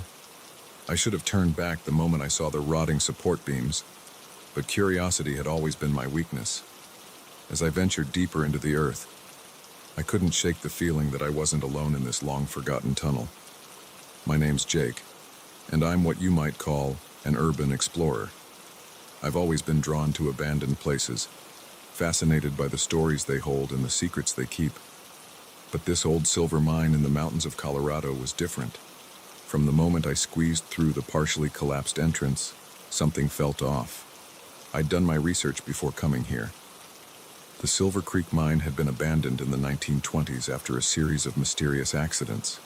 The official reports blamed unsafe conditions, but local legends spoke of something darker. Miners had reported strange noises, inexplicable equipment failures, and eerie sightings in the deepest tunnels. Some even claimed the mine was cursed. Of course, I didn't believe in curses. At least, that's what I told myself as I made my way deeper into the mine, my boots crunching on loose rocks and debris. The air grew colder and damper the further I went, and the silence was oppressive, broken only by the occasional drip of water and my own labored breathing. I'd been exploring for about an hour when I heard it, a faint tapping sound like metal on stone, coming from somewhere up ahead. I froze, straining my ears. It couldn't be another explorer. I'd parked at the only access road, and there had been no other vehicles. "Hello?" I called out, my voice echoing unnervingly in the narrow tunnel. "Is someone there?" The tapping stopped abruptly. For a long moment, there was nothing but silence. Then, just as I was about to convince myself I'd imagined it, I heard something that made my blood run cold, a low, guttural growl that definitely didn't belong to any animal I knew. Every instinct screamed at me to turn and run, but my feet seemed rooted to the spot. My flashlight beam danced wildly across the tunnel walls as my hand shook, and then I saw it, a flash of movement in the darkness beyond the reach of my light. Heart pounding, I took a step backward, then another. Whatever was down there, I didn't want to meet it. But as I turned to retreat, my elbow knocked against an old mining cart. The resulting clang echoed through the tunnel like a gunshot. The growl came again, louder this time, followed by the sound of something large moving quickly towards me. Panic overtook me, and I ran, no longer caring about being careful on the treacherous ground. I could hear it behind me, getting closer with each passing second. In my haste, I took a wrong turn. Instead of heading back the way I came, I found myself in a part of the mine I hadn't explored yet. The tunnel here was narrower, the ceiling lower. I had to crouch to keep moving, my breath coming in ragged gasps. Suddenly, the ground beneath my feet gave way. I fell, tumbling down a steep incline, rocks and debris raining down around me. When I finally came to a stop, I found myself in a large cavern, my flashlight knocked from my grip and lying just out of reach. Dazed and bruised, I reached for the light. As my fingers closed around it, I heard something that made my heart stop. The sound of loose rocks sliding down the incline I'd just fallen through. Whatever had been chasing me was coming down. I scrambled to my feet, swinging my flashlight around wildly. The cavern was vast, the beam of light not reaching the far walls. But what I did see made me wish for the darkness again. The floor was littered with bones, human bones, scattered among rusted mining equipment and rotting timber. A noise behind me made me whirl around. There, at the edge of my flashlight's beam, stood a figure. It was vaguely humanoid, but wrong in ways I couldn't quite process. Its skin was pale and stretched tight over an emaciated frame, its fingers ending in long, sharp claws, but it was the eyes that truly terrified me, black, soulless pits that seemed to draw in all light. I stood frozen, unable to move, unable to breathe. The creature tilted its head, regarding me with an almost curious expression. Then, slowly, its mouth stretched into a grotesque parody of a smile, revealing rows of needle-sharp teeth. "Welcome," it said, its voice a rasping whisper that seemed to come from everywhere at once. "We've been waiting for you, Jake." The use of my name snapped me out of my paralysis. I turned and ran, not caring which direction, just needing to get away. I could hear it behind me, its claws scraping against stone as it gave chase. The cavern seemed endless, a maze of stalagmites and old mining equipment. My lungs burned, and my legs felt like lead, but terror kept me moving. I ducked behind a large rock formation, trying to catch my breath and come up with a plan. "You can't hide from us, Jake." The voice echoed through the cavern. "We know every inch of this place. It's our home, after all." Us? There were more of them. The thought sent a fresh wave of panic through me. I peered around the rock, trying to spot the creature. What I saw instead made my blood run cold. All around the cavern, pairs of glowing eyes were appearing in the darkness. Dozens of them, all focused on me. Desperation gave me strength. I spotted a tunnel on the far side of the cavern and made a break for it. The sound of pursuit was immediate, a cacophony of growls and scraping claws. The tunnel was narrow and winding, forcing me to slow down. I could feel them getting closer, their rasping breath seeming to tickle the back of my neck. Just when I thought all was lost, I saw a glimmer of light ahead.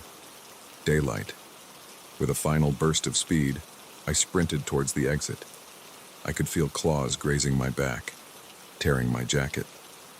But then I was out, tumbling onto sun-warmed rocks, the bright Colorado sun momentarily blinding me. I scrambled to my feet, expecting the creatures to follow. But when I turned back, the mine entrance was silent and dark. There was no sign of my pursuers. For a long moment I stood there, gasping for breath, my mind struggling to process what had just happened. Had it been real? Or some kind of hallucination brought on by bad air in the mine? But the torn jacket and the scratches on my back were undeniably real. And when I looked closer at the mine entrance, I saw something that made my skin crawl. Claw marks, fresh and deep, scoring the rock just inside the shadows. I didn't wait around to see if the creatures would venture into the sunlight. I ran back to my car and drove away as fast as I could, not stopping until I reached the nearest town. I reported what I'd seen to the local authorities, but as I expected, they didn't believe me. They wrote it off as an overactive imagination, maybe triggered by a fall in the dark mine. But they did agree to post warnings about the dangers of the old Silver Creek mine. In the weeks that followed, I tried to convince myself that it had all been some sort of stress-induced hallucination. I threw myself into research, looking for any scientific explanation for what I'd experienced. But the more I dug, the more I found stories similar to mine. Tales of miners who'd ventured too deep and encountered things that defied explanation. I've never gone back to Silver Creek Mine, and I've given up urban exploration altogether. Some places, I've learned, are abandoned for a reason. Some secrets are better left buried. But on quiet nights, when the wind whistles just right, I swear I can still hear that rasping voice. "We've been waiting for you, Jake." And I wonder, are they still down there, in the darkness, waiting for the next unsuspecting explorer to venture into their domain? I may never know the full truth of what lurks in the depths of Silver Creek Mine.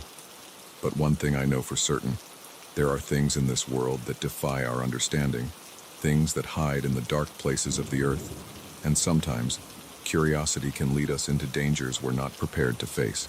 So if you ever find yourself drawn to explore an abandoned place, remember my story, and ask yourself, is satisfying your curiosity worth the risk of encountering something that was never meant to see the light of day?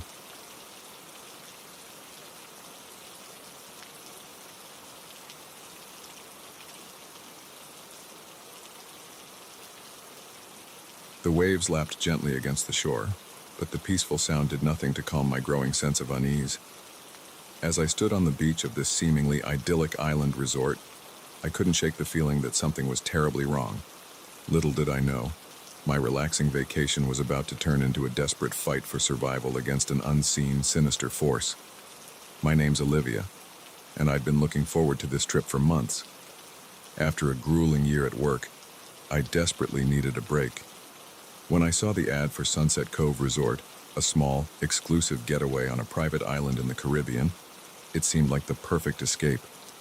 The website promised crystal clear waters, pristine beaches, and a chance to truly get away from it all. If only I'd known how literal that promise would turn out to be. The first few days were everything I'd hoped for.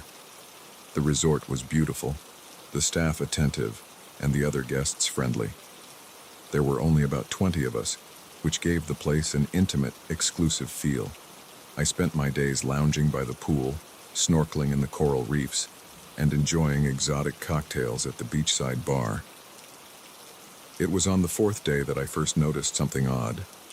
I was chatting with an elderly couple, the Johnsons, at breakfast when I realized I hadn't seen the young honeymooners who'd been at the next table every morning. When I mentioned this to the Johnsons, they looked at me blankly. "What honeymooners?" Mrs. Johnson asked, her brow furrowed in confusion. I described the couple, a tall, dark-haired man and a petite blonde woman. They'd been impossible to miss, always giggling and holding hands.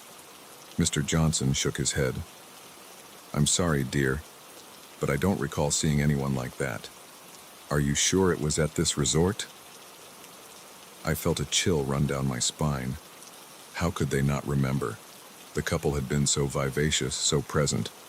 But as I looked around the dining room, I realized the Johnsons were right. The honeymooners were nowhere to be seen. Throughout the day, I kept an eye out for the missing couple, but there was no sign of them. When I asked one of the staff members, a friendly bartender named Miguel, he gave me the same blank look the Johnsons had.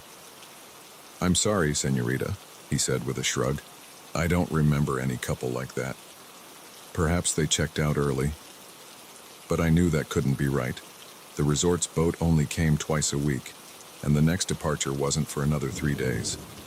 As the day wore on, my unease grew.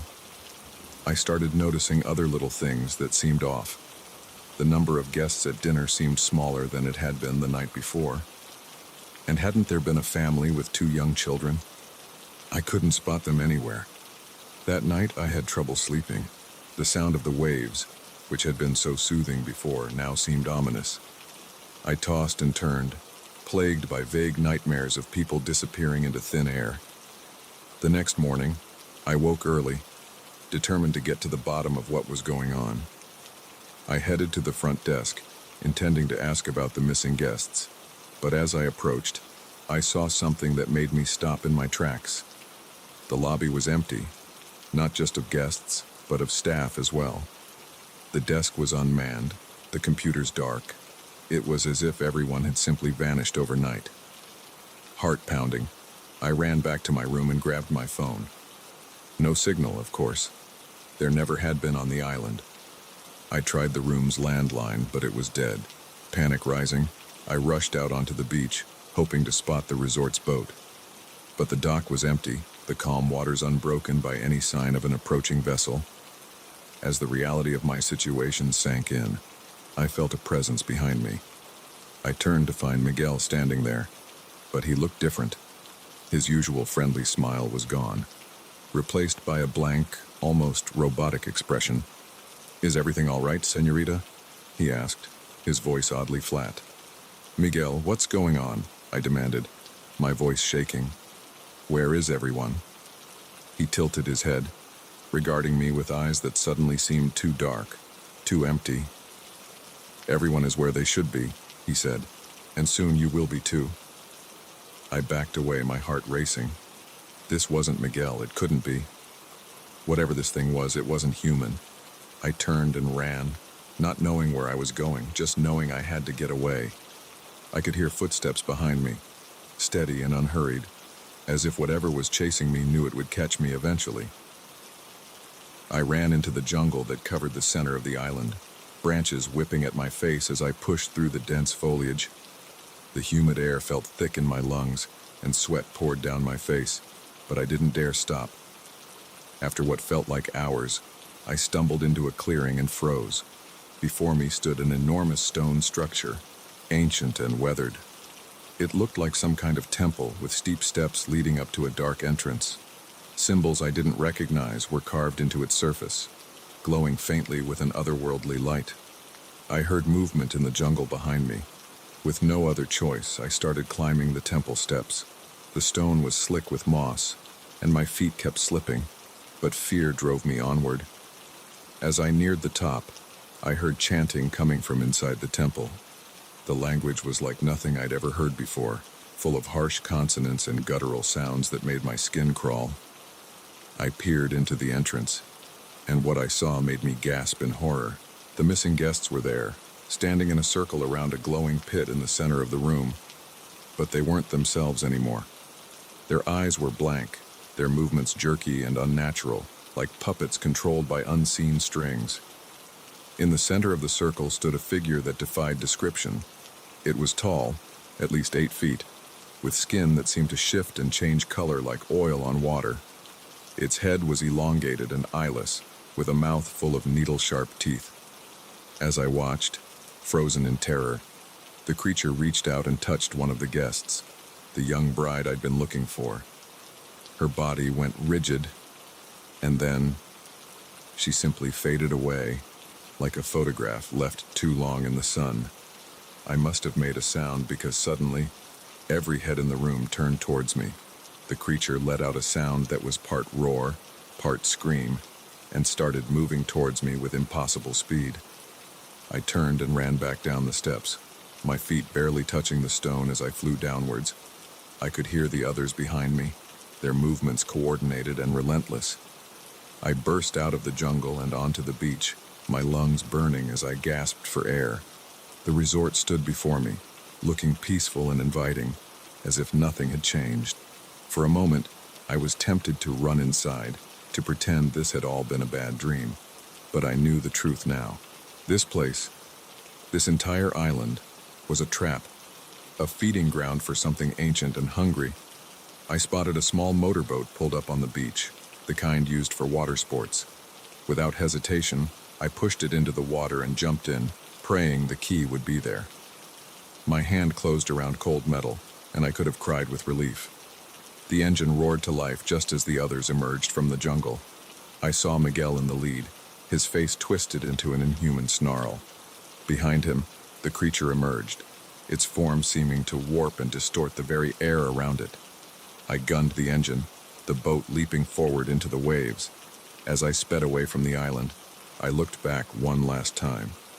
The creature stood on the beach, surrounded by its puppets, and though it had no eyes, I swear it was looking right at me.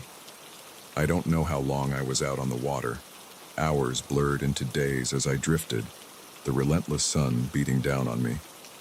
When I was finally rescued by a passing cargo ship, I was delirious from dehydration and sunburn. No one believed my story, of course. They found no record of a Sunset Cove resort, and satellite images showed nothing but unbroken jungle on the coordinates I gave them. The official explanation was that I'd had some kind of mental break, imagined the whole thing while lost at sea. But I know what I saw. I know what's out there, hiding behind a facade of tropical paradise. And sometimes, late at night, I swear I can hear that unearthly chanting, carried on the wind from some distant shore. So if you're planning a vacation and you come across an ad for a secluded island resort that seems too good to be true, think twice. Because sometimes, getting away from it all is the last thing you want to do.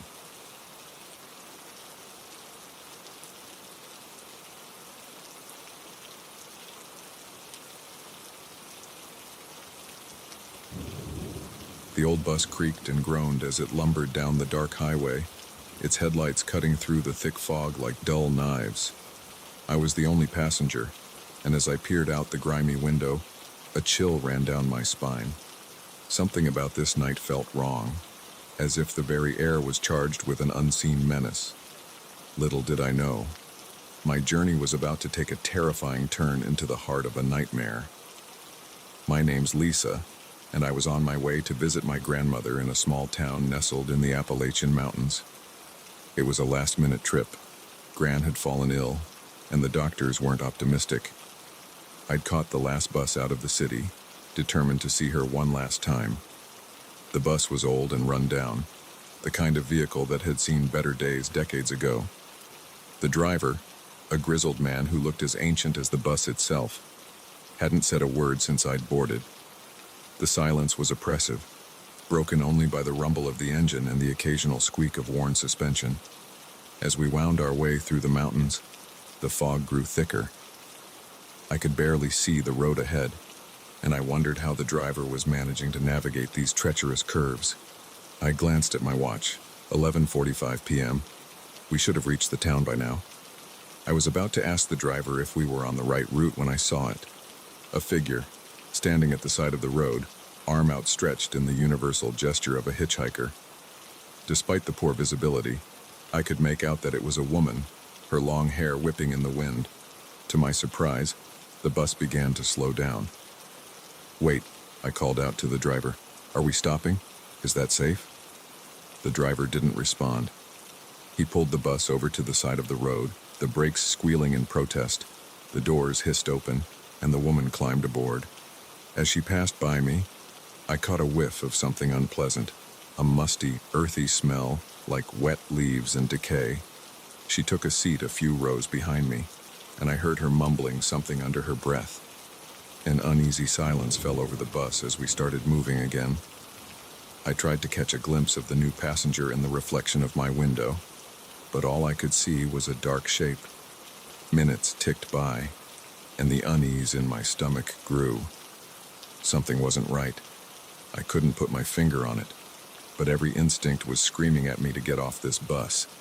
I stood up, intending to speak to the driver, when suddenly the bus lurched violently. I was thrown off my feet, crashing into the seat across the aisle. The driver was wrestling with the steering wheel, and through the windshield, I could see we were no longer on the road. We were plunging down a steep embankment, trees whipping past us at alarming speed. With a sickening crunch, the bus came to a stop. My head was spinning, and I tasted blood in my mouth. As I struggled to my feet, I realized the driver was no longer in his seat. The windshield was shattered, and I could see a dark shape crumpled on the ground outside. "Hello?" I called out, my voice shaking. "Is everyone okay?" No response.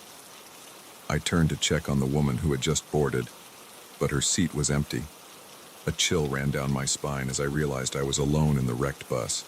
I fumbled for my phone, but there was no signal. Of course, I was in the middle of nowhere, in the dead of night, with no way to call for help.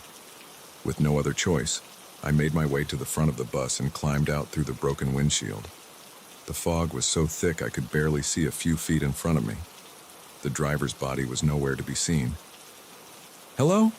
I called out again, louder this time. "Is anyone there?" My voice echoed through the trees, and then I heard it, a response, faint but unmistakable. It sounded like someone calling for help. Against my better judgment, I started moving towards the sound. The forest was dense, the underbrush snagging at my clothes as I pushed through. The voice grew louder, but no matter how far I walked, I couldn't seem to reach its source. Suddenly, I broke through into a clearing. In the center stood an old, dilapidated house. It looked like it had been abandoned for years, its windows dark and empty, the porch sagging under the weight of neglect. The voice was coming from inside. Every fiber of my being told me to turn back, to run as far and as fast as I could. But what if it was the driver or the woman? I couldn't just leave them. With trembling hands, I pushed open the front door. It creaked ominously, the sound echoing through the empty house. "Hello?" I called out, my voice barely above a whisper. The responding cry came from upstairs. I climbed the rotting steps, wincing at every groan and creak.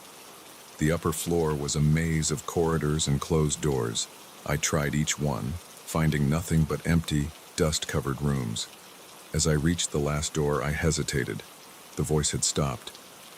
An unnatural silence had fallen over the house, broken only by the pounding of my heart. I pushed open the door. The room was empty, save for a single chair in the center, and on that chair sat an old radio, crackling with static. As I watched in horror, a voice emerged from the radio, my voice, calling for help. I backed away, my mind reeling. This couldn't be happening. It had to be some kind of nightmare. I turned to run, only to find my path blocked. The woman from the bus stood in the doorway, but she was no longer human. Her face was a grotesque mask of rotting flesh, her eyes glowing with an otherworldly light. "Welcome home, Lisa," she said, her voice a raspy whisper that seemed to come from everywhere at once. I screamed, the sound tearing from my throat as I bolted past her. I flew down the stairs, not caring about the creaks and groans of the old wood. I could hear her behind me, her movements unnaturally fast. I burst out of the house and into the foggy night. But the forest had changed. The trees seemed to move, their branches reaching out like grasping hands. I ran blindly, branches whipping at my face, roots threatening to trip me at every step. I don't know how long I ran. It could have been minutes or hours. My lungs burned, and my legs felt like lead. But the terror kept me going. The knowledge that something inhuman was pursuing me through this impossible forest. Just when I thought I couldn't go on any longer, I saw lights ahead. A road, civilization. Hope surged through me, giving me a final burst of speed. I broke through the tree line and onto the asphalt, waving my arms frantically at an approaching car. It screeched to a halt, and a bewildered couple peered out at me. "Please," I gasped. "You have to help me. There's something in the woods. It's chasing me." The couple exchanged worried glances. The man stepped out of the car, approaching me cautiously. "Miss, are you all right? What are you doing out here in the middle of the night?" I turned to point at the forest, to explain about the bus crash and the house, but the words died in my throat. There was no forest, just an empty field stretching out into the darkness. The couple drove me to the nearest town, where I told my story to skeptical police officers. They found no evidence of a bus crash, no mysterious house in the woods. According to them, I was miles away from where I should have been, with no explanation of how I got there. The official report chalked it up to confusion and trauma, possibly triggered by grief over my grandmother's illness. They suggested I had wandered away from the bus during a rest stop, gotten lost, and imagined the whole ordeal. But I know what I experienced was real. Sometimes, late at night, I still hear that radio, playing my own voice back to me in an endless loop. And in my dreams, I'm still running through that shifting, impossible forest, pursued by something that should not exist. I never made it to my grandmother's. By the time I got there, she had already passed away. But sometimes I wonder, was it really her illness that prompted that urgent late-night trip? Or was it something else? Something that knew exactly how to lure me into its trap? I don't take buses anymore. I don't travel at night if I can help it. And if I ever see a hitchhiker on a foggy road, I keep driving. Because I know now that some rides lead to places you can never return from, and some passengers are better left where you find them.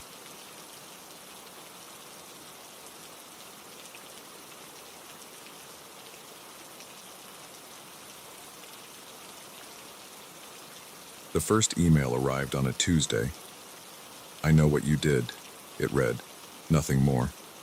I laughed it off as spam, but as the messages kept coming, each one more personal than the last, I realized with growing horror that someone was watching my every move, and they knew things about me that no one else should. My name is Rachel, and until a month ago, I was just another face in the crowd. A 32-year-old software developer living alone in my cozy apartment in Seattle. My life was comfortably predictable. Work, gym, maybe drinks with friends on the weekend. Nothing exceptional, nothing to draw unwanted attention, or so I thought.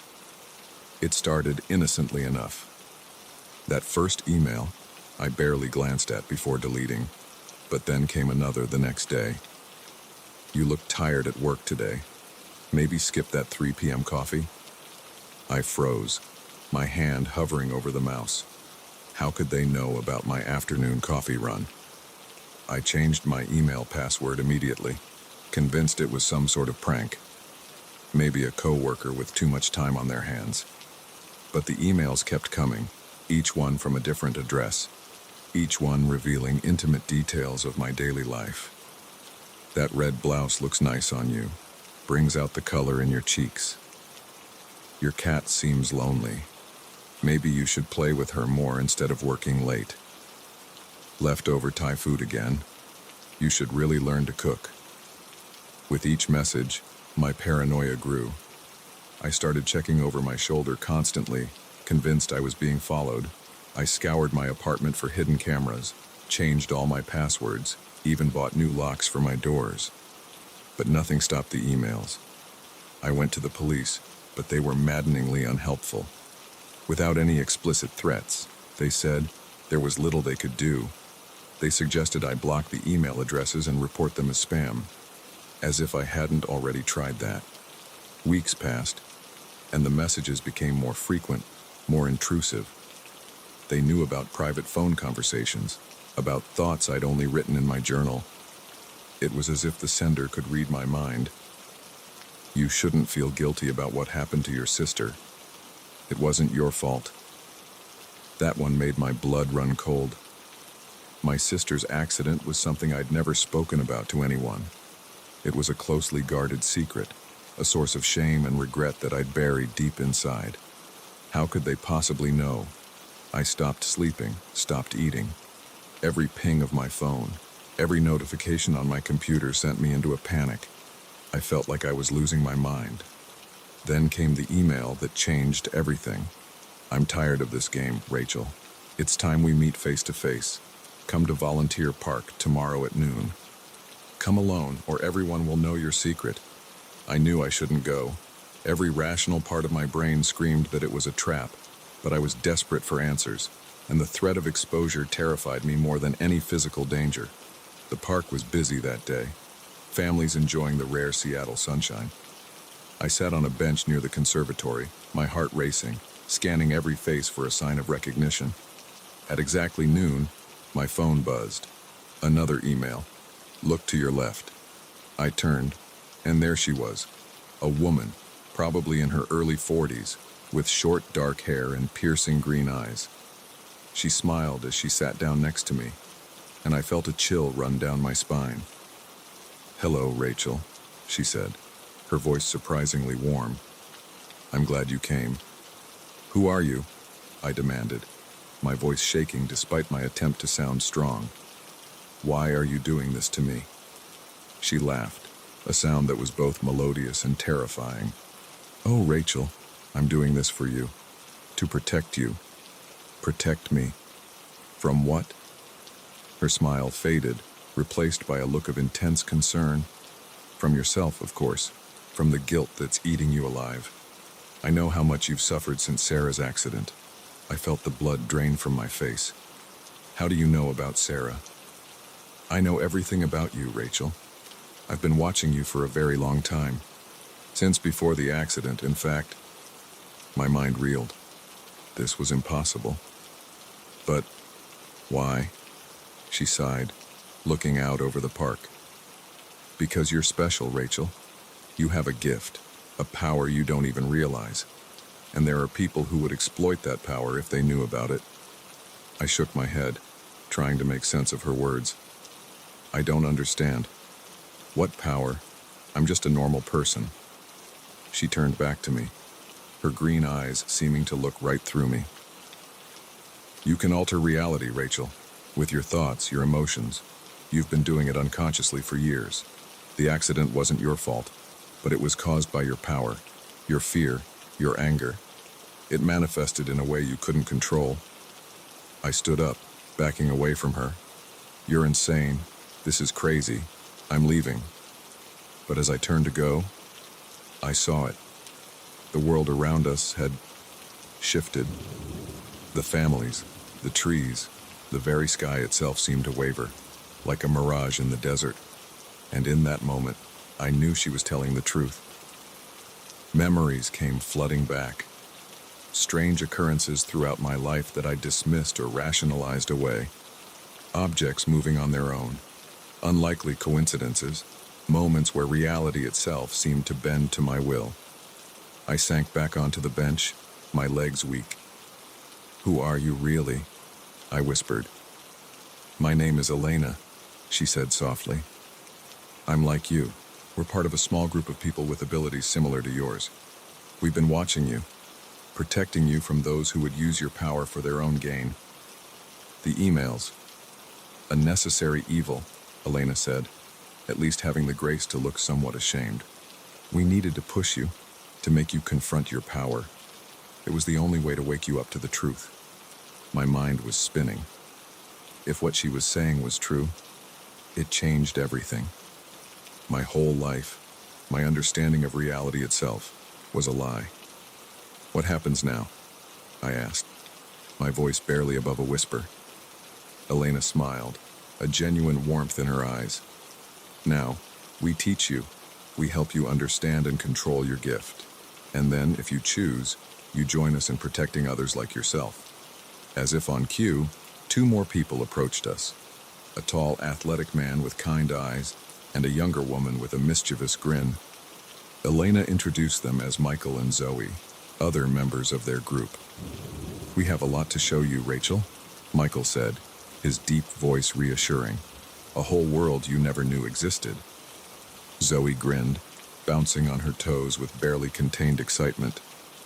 "Just wait until you see what you can really do. It's going to blow your mind." I looked at each of them in turn, these strangers who somehow knew me better than I knew myself. Part of me was still terrified, still wanted to run away and pretend none of this was happening. But a larger part, a part I was only just beginning to recognize, felt like I was finally waking up from a long, confusing dream. "Okay," I said, taking a deep breath. "Show me." The world shifted again, but this time I was ready for it. Colors became more vibrant, sounds more clear. I could feel the energy of the earth beneath my feet, the whisper of thoughts from the people around us. Elena took my hand, her touch electric. "Welcome to the real world, Rachel. Your journey is just beginning." As we walked out of the park, I felt a weight lift from my shoulders. The guilt, the fear, the constant feeling of being watched, it all melted away. For the first time in years, I felt truly free. I don't know what the future holds. Learning to control this power, to use it responsibly, won't be easy. But for the first time in my life, I feel like I have a purpose, a destiny.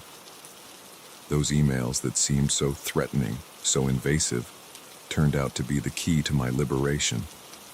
They forced me to confront a truth about myself that I'd been running from my whole life. So if you ever receive a mysterious email, one that seems to know too much about you, don't be too quick to dismiss it. It might just be the wake-up call you never knew you needed. Because in this world of infinite possibilities, of realities that shift and change with a thought, the only true limits are the ones we place on ourselves. And I, for one, am ready to break free of those limits and explore the full extent of what I can do. My name is Rachel, and I can change reality. This is where my story really begins.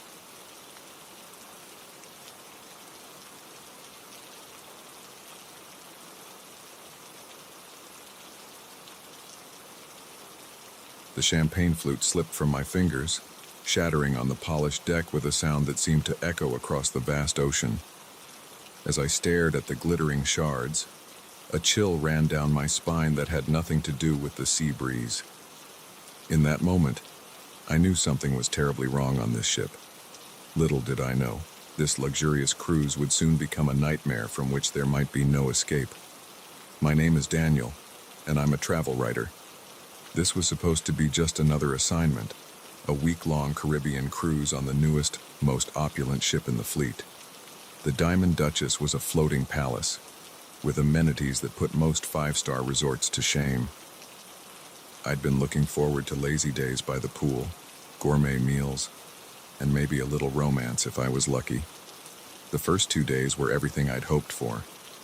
I lounged in the sun, indulged in ridiculous cocktails, and chatted up my fellow passengers. There was a festive atmosphere on board, everyone eager to make the most of their vacation. It was on the third night that things started to feel off. I was at the ship's main restaurant, enjoying a lavish dinner, when I overheard a heated conversation at the next table. "I'm telling you, I saw her this morning," a woman was saying, her voice low but intense. "But that's impossible. She can't be here." Her companion, an older man, shushed her. "Keep your voice down.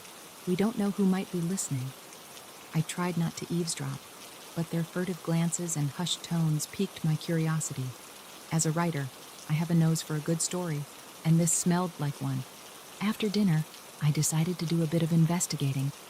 I struck up conversations with other passengers, casually steering the topics towards any unusual occurrences. Most people hadn't noticed anything amiss, but a few shared odd experiences. A honeymooning couple swore they'd seen a man walk through a closed door. An elderly woman complained that her jewelry had vanished from her locked safe, only to reappear in her suitcase. I chalked it up to the power of suggestion and too many tropical drinks. But then, on the fourth day, it happened. I was lounging by the pool when I spotted her, a striking woman with long dark hair and a red swimsuit. She looked familiar, and after a moment, I realized why. She was the spitting image of a passenger I'd chatted with on the first day, a vivacious blonde named Cynthia. As I watched, puzzled, the dark-haired woman turned and locked eyes with me. The intensity of her gaze sent a shiver through me. And then, in the blink of an eye, she was gone. Not just walking away, but literally vanished into thin air. I sat up, rubbing my eyes. It had to be a trick of the light, a hallucination brought on by too much sun. But deep down, I knew what I'd seen was real. That night, I couldn't sleep. I tossed and turned, my mind racing with possibilities, each more outlandish than the last. Around 2 a.m., I decided to take a walk, hoping the night air might clear my head. The ship was eerily quiet as I wandered the decks. The only sounds were the hum of the engines and the gentle lapping of waves against the hull. As I turned a corner, I quite literally ran into another passenger, a man I recognized from my dinner table the first night. "Oh, I'm sorry," I started to say, but the words died in my throat. The man's face was contorted in terror, his eyes wide and unfocused. "They're taking us," he whispered, gripping my arms with surprising strength. "One by one, we're all going to disappear." Before I could respond, he shoved past me and ran down the corridor, disappearing into the darkness. Shaken, I decided to head back to my cabin. But as I turned to go, I heard a scream, distant but unmistakable. It was coming from the direction the man had run. Every instinct told me to run, to lock myself in my cabin and pretend this wasn't happening. But my curiosity, that same drive that made me a writer, propelled me forward. I followed the sound, my heart pounding in my chest. The scream had stopped, but now I could hear something else. A low, pulsing hum that seemed to be coming from everywhere and nowhere at once. I found myself in a part of the ship I didn't recognize. The sleek, modern decor gave way to bare metal walls and exposed pipes. The air was thick and humid, carrying a strange, metallic scent. And then I saw it. At the end of the corridor was a door unlike any I'd seen on the ship. It was massive, made of some dark material that seemed to absorb the light around it, and it was open. As I approached, the humming grew louder. I peered inside, and my world turned upside down. The room beyond was impossible. It was vast, far larger than the ship could possibly contain, and it was filled with pods, hundreds of them, lining the walls and suspended from the ceiling. Each one was about the size of a person, glowing with a sickly green light. With mounting horror, I realized I could see faces inside the pods. Passengers from the ship, their expressions frozen in terror or confusion. And in the center of the room, more were appearing. I watched, paralyzed, as a woman materialized out of thin air, only to be immediately encased in a pod that seemed to grow around her. I stumbled backward, my mind reeling. This couldn't be real. It had to be a nightmare, some kind of mass hallucination. Fascinating, isn't it? I whirled around to find myself face to face with the captain of the ship. But his uniform was different now, made of the same light-absorbing material as the door, and his eyes were solid black, without iris or pupil. What is this?" I managed to stammer. The thing wearing the captain's face smiled, revealing teeth that were just a little too sharp. "This, Mr. Travel Writer, is a harvest. Your kind makes such excellent specimens, so full of emotions, of experiences. You'll feed us for centuries." I turned to run, but my legs wouldn't move. The humming had grown louder, and I could feel it reverberating in my bones. "Oh, don't worry," the creature said, its voice almost gentle. "You won't remember any of this. When we're done, we'll put you all back, with new memories of a lovely cruise. You'll write a glowing review, I'm sure, and then we'll move on to the next ship, the next batch of unsuspecting humans." I wanted to scream, to fight, to do anything, but my body wouldn't respond. I could only watch in horror as a pod began to form around me, its green glow enveloping my vision. The last thing I heard before the world went dark was the creature's voice. "Sweet dreams, Daniel, and thank you for your contribution." I woke up in my cabin, drenched in sweat. For a moment I was disoriented, the remnants of a nightmare clinging to the edges of my mind. But as I looked around the familiar room, the details of the dream faded away, leaving only a vague sense of unease. I shook it off and got ready for the day. It was the last day of the cruise, and I had a review to write. As I sat down at the desk, my fingers hovering over the keyboard, I hesitated. For some reason, I had the strangest urge to warn people away from this ship, to tell them not to come. But that was ridiculous. It had been a wonderful trip, hadn't it? I began to type. "The Diamond Duchess offers a cruise experience like no other. From the moment you step on board, you'll feel like you've entered another world." As I wrote, a small part of my mind screamed in protest, but that voice grew fainter with each word, until it faded away entirely. By the time I finished the review, I was smiling, already looking forward to my next cruise. After all, what could be more relaxing than a week at sea, far from the cares of the world? Just be sure to book your trip on the Diamond Duchess. I hear they're planning something special for their next voyage, something unforgettable.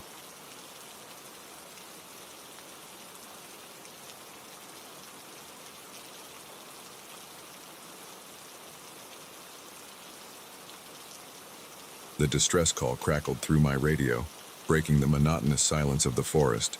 "Help, please, lost." The voice was faint, desperate, and unmistakably human. As I reached for my gear, I had no idea that this routine rescue mission would lead me into the heart of an ancient, terrifying mystery. My name is Alex, and I've been a search and rescue volunteer in the Pacific Northwest for over a decade. I've seen my fair share of strange things in these woods, but nothing could have prepared me for what I was about to encounter. It was a crisp autumn morning when the call came in. A hiker had gone missing in a remote area of the Cascade Mountains, a region known for its treacherous terrain and unpredictable weather. As I geared up and headed out with my team, I couldn't shake an odd feeling of dread that settled in the pit of my stomach. The first few hours of the search were uneventful. We combed through dense underbrush, calling out and listening for any response. The forest was eerily quiet, devoid of the usual sounds of wildlife. It was as if the entire ecosystem was holding its breath. As we pushed deeper into the wilderness, the landscape began to change subtly. The trees seemed older, more gnarled, their branches reaching out like crooked fingers. Mist clung to the ground, swirling around our ankles as we walked. I've been in these woods countless times, but something felt different, almost alive. It was late afternoon when we found the first clue. A tattered backpack hung from a low branch, its contents strewn across the forest floor. As I approached to examine it, I noticed something strange. The items, a water bottle, a map, some energy bars, all looked brand new, untouched by the elements, but the backpack itself was weathered and rotted, as if it had been out here for years. "That's impossible," my partner, Mike, muttered as he crouched down beside me. "The hiker only went missing yesterday." Before I could respond, a scream pierced the air. It was close, just beyond the next ridge. We took off running, our hearts pounding in unison with our footfalls. As we crested the hill, we stopped short, stunned by what we saw. In a small clearing stood a group of people, but they weren't our missing hiker. There were at least a dozen of them, men and women of various ages. all looking lost and terrified. Some were dressed in modern hiking gear, while others wore clothes that looked decades out of date. "Oh, thank God," one woman cried out when she saw us. "We've been lost for so long. Can you help us get out of here?" I approached cautiously, my mind racing to make sense of the situation. "When did you all get lost?" I asked, trying to keep my voice calm and professional. The answers that came back chilled me to the bone. Some said they'd been wandering for hours, others for days. But one man, dressed in what looked like 1970s camping attire, insisted he'd been lost in these woods for over 40 years. As I radioed for backup, trying to explain the inexplicable situation we'd stumbled upon, Mike pulled me aside. "Alex," he whispered, his face pale, "look at their feet." I glanced down and felt my blood run cold. Despite their varied stories of how long they'd been lost, every single person in the clearing was barefoot, and their feet, they were pristine. No cuts, no dirt, no signs of having walked through this rugged terrain at all. Before I could process this new impossibility, a low, rumbling sound filled the air. The ground beneath our feet began to tremble, and the trees around the clearing started to sway, despite there being no wind. "We need to get out of here," I shouted, gesturing for everyone to follow us. But as we turned to leave, we found our path blocked. The forest had shifted. Where there had been an open trail moments before, there was now a wall of ancient, gnarled trees. Panic set in among the group. People started running in all directions, their screams echoing through the suddenly too quiet forest. Mike and I tried to maintain order, but it was like herding cats. In the chaos, I lost sight of my partner. "Mike," I called out, my voice hoarse with fear. "Where are you?" That's when I heard it. A voice, coming from deeper in the forest. It sounded like Mike, but wrong, distorted, as if coming from underwater or very far away. "Alex, help me. I'm lost." It was the same message we'd heard on the radio that morning. With dawning horror, I realized we hadn't been sent here to rescue a lost hiker. We'd been lured into a trap. The forest around me seemed to pulse with malevolent energy. Trees creaked and groaned, their branches reaching out like claws. The mist thickened, obscuring my vision until I could barely see a few feet in front of me. I ran, my heart pounding in my ears. I had no idea which direction would lead me out of this nightmare, but I knew I couldn't stay still. As I crashed through the underbrush, I caught glimpses of the others. Some were running like me, while others stood frozen in terror, their eyes wide and unseeing. Time seemed to lose all meaning. I ran for what felt like hours, the landscape around me shifting and changing in impossible ways. One moment I was in dense forest, the next in a misty bog, then scrambling over rocky terrain that shouldn't exist in this part of the world. Just when I thought I couldn't go on, when my legs were about to give out from exhaustion, I broke through a line of trees and found myself back at our base camp. I collapsed to my knees, gasping for breath, my mind struggling to comprehend what had happened. The rest of our search and rescue team was there, looking at me with a mixture of concern and confusion. According to them, Mike and I had only been gone for an hour. They'd been about to send out another team to look for us. "Where's Mike?" someone asked. "And did you find the lost hiker?" I opened my mouth to explain, but no words came out. How could I possibly describe what I'd seen? Who would believe me?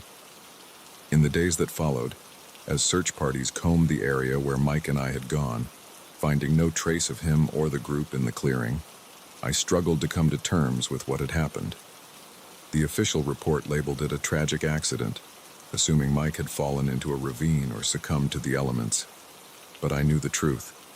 Something ancient and malevolent lurked in those woods, something that defied our understanding of reality. It had taken Mike just as it had taken countless others over the years, and it had nearly taken me. I left the search and rescue team after that, unable to set foot in the forest without being overwhelmed by panic. But the nightmares persisted. In my dreams, I hear them, Mike, the lost hikers, and countless others, calling out for help, forever wandering in a forest that never ends, Sometimes, on quiet nights, I think I can hear their voices on the wind, calling out to me, inviting me back, and a small, terrified part of me wants to answer, to return to those woods and solve the mystery once and for all. But I resist, because I know now that some mysteries are better left unsolved. Some places are not meant for humans to tread, and in the deepest, darkest parts of the wilderness, there are things that hunger for the lost and unprepared. So if you're ever hiking in the Cascades and you hear a call for help on the wind, turn back. Don't follow the voice, no matter how familiar it sounds. Because in those ancient woods, not everything that calls out is human, and not everyone who enters comes back out.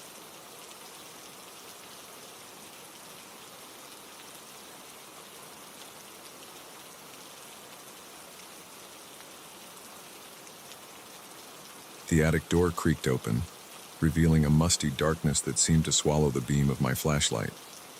As a real estate agent, I'd explored countless old houses, but something about this one made the hairs on the back of my neck stand up. Little did I know, stepping into that attic would plunge me into a nightmare that would challenge everything I thought I knew about reality. My name's Emma, and I've been selling houses in this sleepy New England town for over a decade. The Blackwood Manor was supposed to be just another listing, albeit a prestigious one. The sprawling Victorian mansion had been vacant for years, its once grand facade now weathered and foreboding. But with the housing market booming, I was confident I could find a buyer who'd see past the peeling paint and overgrown gardens. I arrived early that morning, armed with my camera and a stack of disclosure forms, the key stuck in the lock, reluctant to turn, as if the house itself was resisting my intrusion. When I finally got the door open, I was hit by a wave of stale air and the unmistakable scent of decay. Nothing a good cleaning crew can't fix, I muttered to myself, trying to shake off the unease that settled over me like a shroud. The interior was a time capsule, frozen somewhere in the mid-20th century. Dust-covered furniture, yellowed lace curtains, and faded photographs adorned the rooms.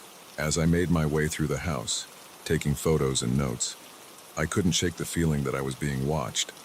It was in the study that I first noticed something truly odd. A large portrait hung over the fireplace, depicting a stern-looking man in Victorian-era clothing. What caught my eye was a small detail in the background, a clock on the mantel, its hands pointing to 3:47. As I raised my camera to take a photo, I glanced at my watch. It was 3:46 p.m. The second hand on my watch ticked forward, and at that exact moment, I heard the distinct chime of a clock from somewhere in the house. A chill ran down my spine as I realized the sound had come from upstairs. Curiosity overrode my apprehension, and I found myself climbing the grand staircase, following the echo of that phantom chime. The upper floor was a maze of corridors and closed doors. As I walked, I could have sworn I heard whispers, snippets of conversation just on the edge of hearing. At the end of the hallway, I found a narrow staircase leading up to the attic. The door at the top was slightly ajar, and as I approached, I heard what sounded like a child's laughter drifting down from above. That's when I opened the door, my flashlight beam barely penetrating the gloom. The attic was cavernous, filled with shapes draped in white sheets like forgotten ghosts. Dust motes danced in the air, sparkling in the thin shafts of light that managed to penetrate the grime-covered windows. As I stepped inside, the door slammed shut behind me with a resounding bang. I whirled around, my heart pounding, but the handle wouldn't budge. Trapped, I turned back to face the attic, and that's when I saw her. A little girl, no more than 8 or 9, stood among the shrouded furniture. She wore an old-fashioned dress, her long hair tied back with a ribbon. But it was her eyes that froze me in place. They were completely black, like empty voids in her pale face. "You shouldn't be here," she said, her voice echoing strangely in the cramped space. "This is our home. You need to leave." I tried to speak, to ask who she was or what she meant, but no words would come. The girl tilted her head, studying me with those impossible eyes. "You're different from the others," she mused. "You can see us. That means you have to choose." Before I could question what she meant, the attic transformed around me. The dust and cobwebs vanished, replaced by vibrant wallpaper and polished furniture. Sunlight streamed through now pristine windows, and I could hear the bustle of activity from the floors below. The girl smiled, but there was no warmth in it. "Welcome to our world, Emma. You have until sunset to decide if you want to stay. But be careful. Time moves differently here, and not everything is as it seems." With that cryptic warning, she vanished, leaving me alone in this impossible version of the attic. Shaken, but determined to understand what was happening, I made my way back downstairs. The house I entered was alive with activity. Men in suits and women in elegant dresses milled about, engaged in lively conversation. A gramophone played jazzy tunes, and the air was thick with cigar smoke and perfume. It was like stepping into a scene from the 1920s. As I moved through the crowd, I realized with growing horror that I could see through some of the people, as if they were only partially there. Others seemed solid, but their eyes were just like the little girl's, bottomless and dark.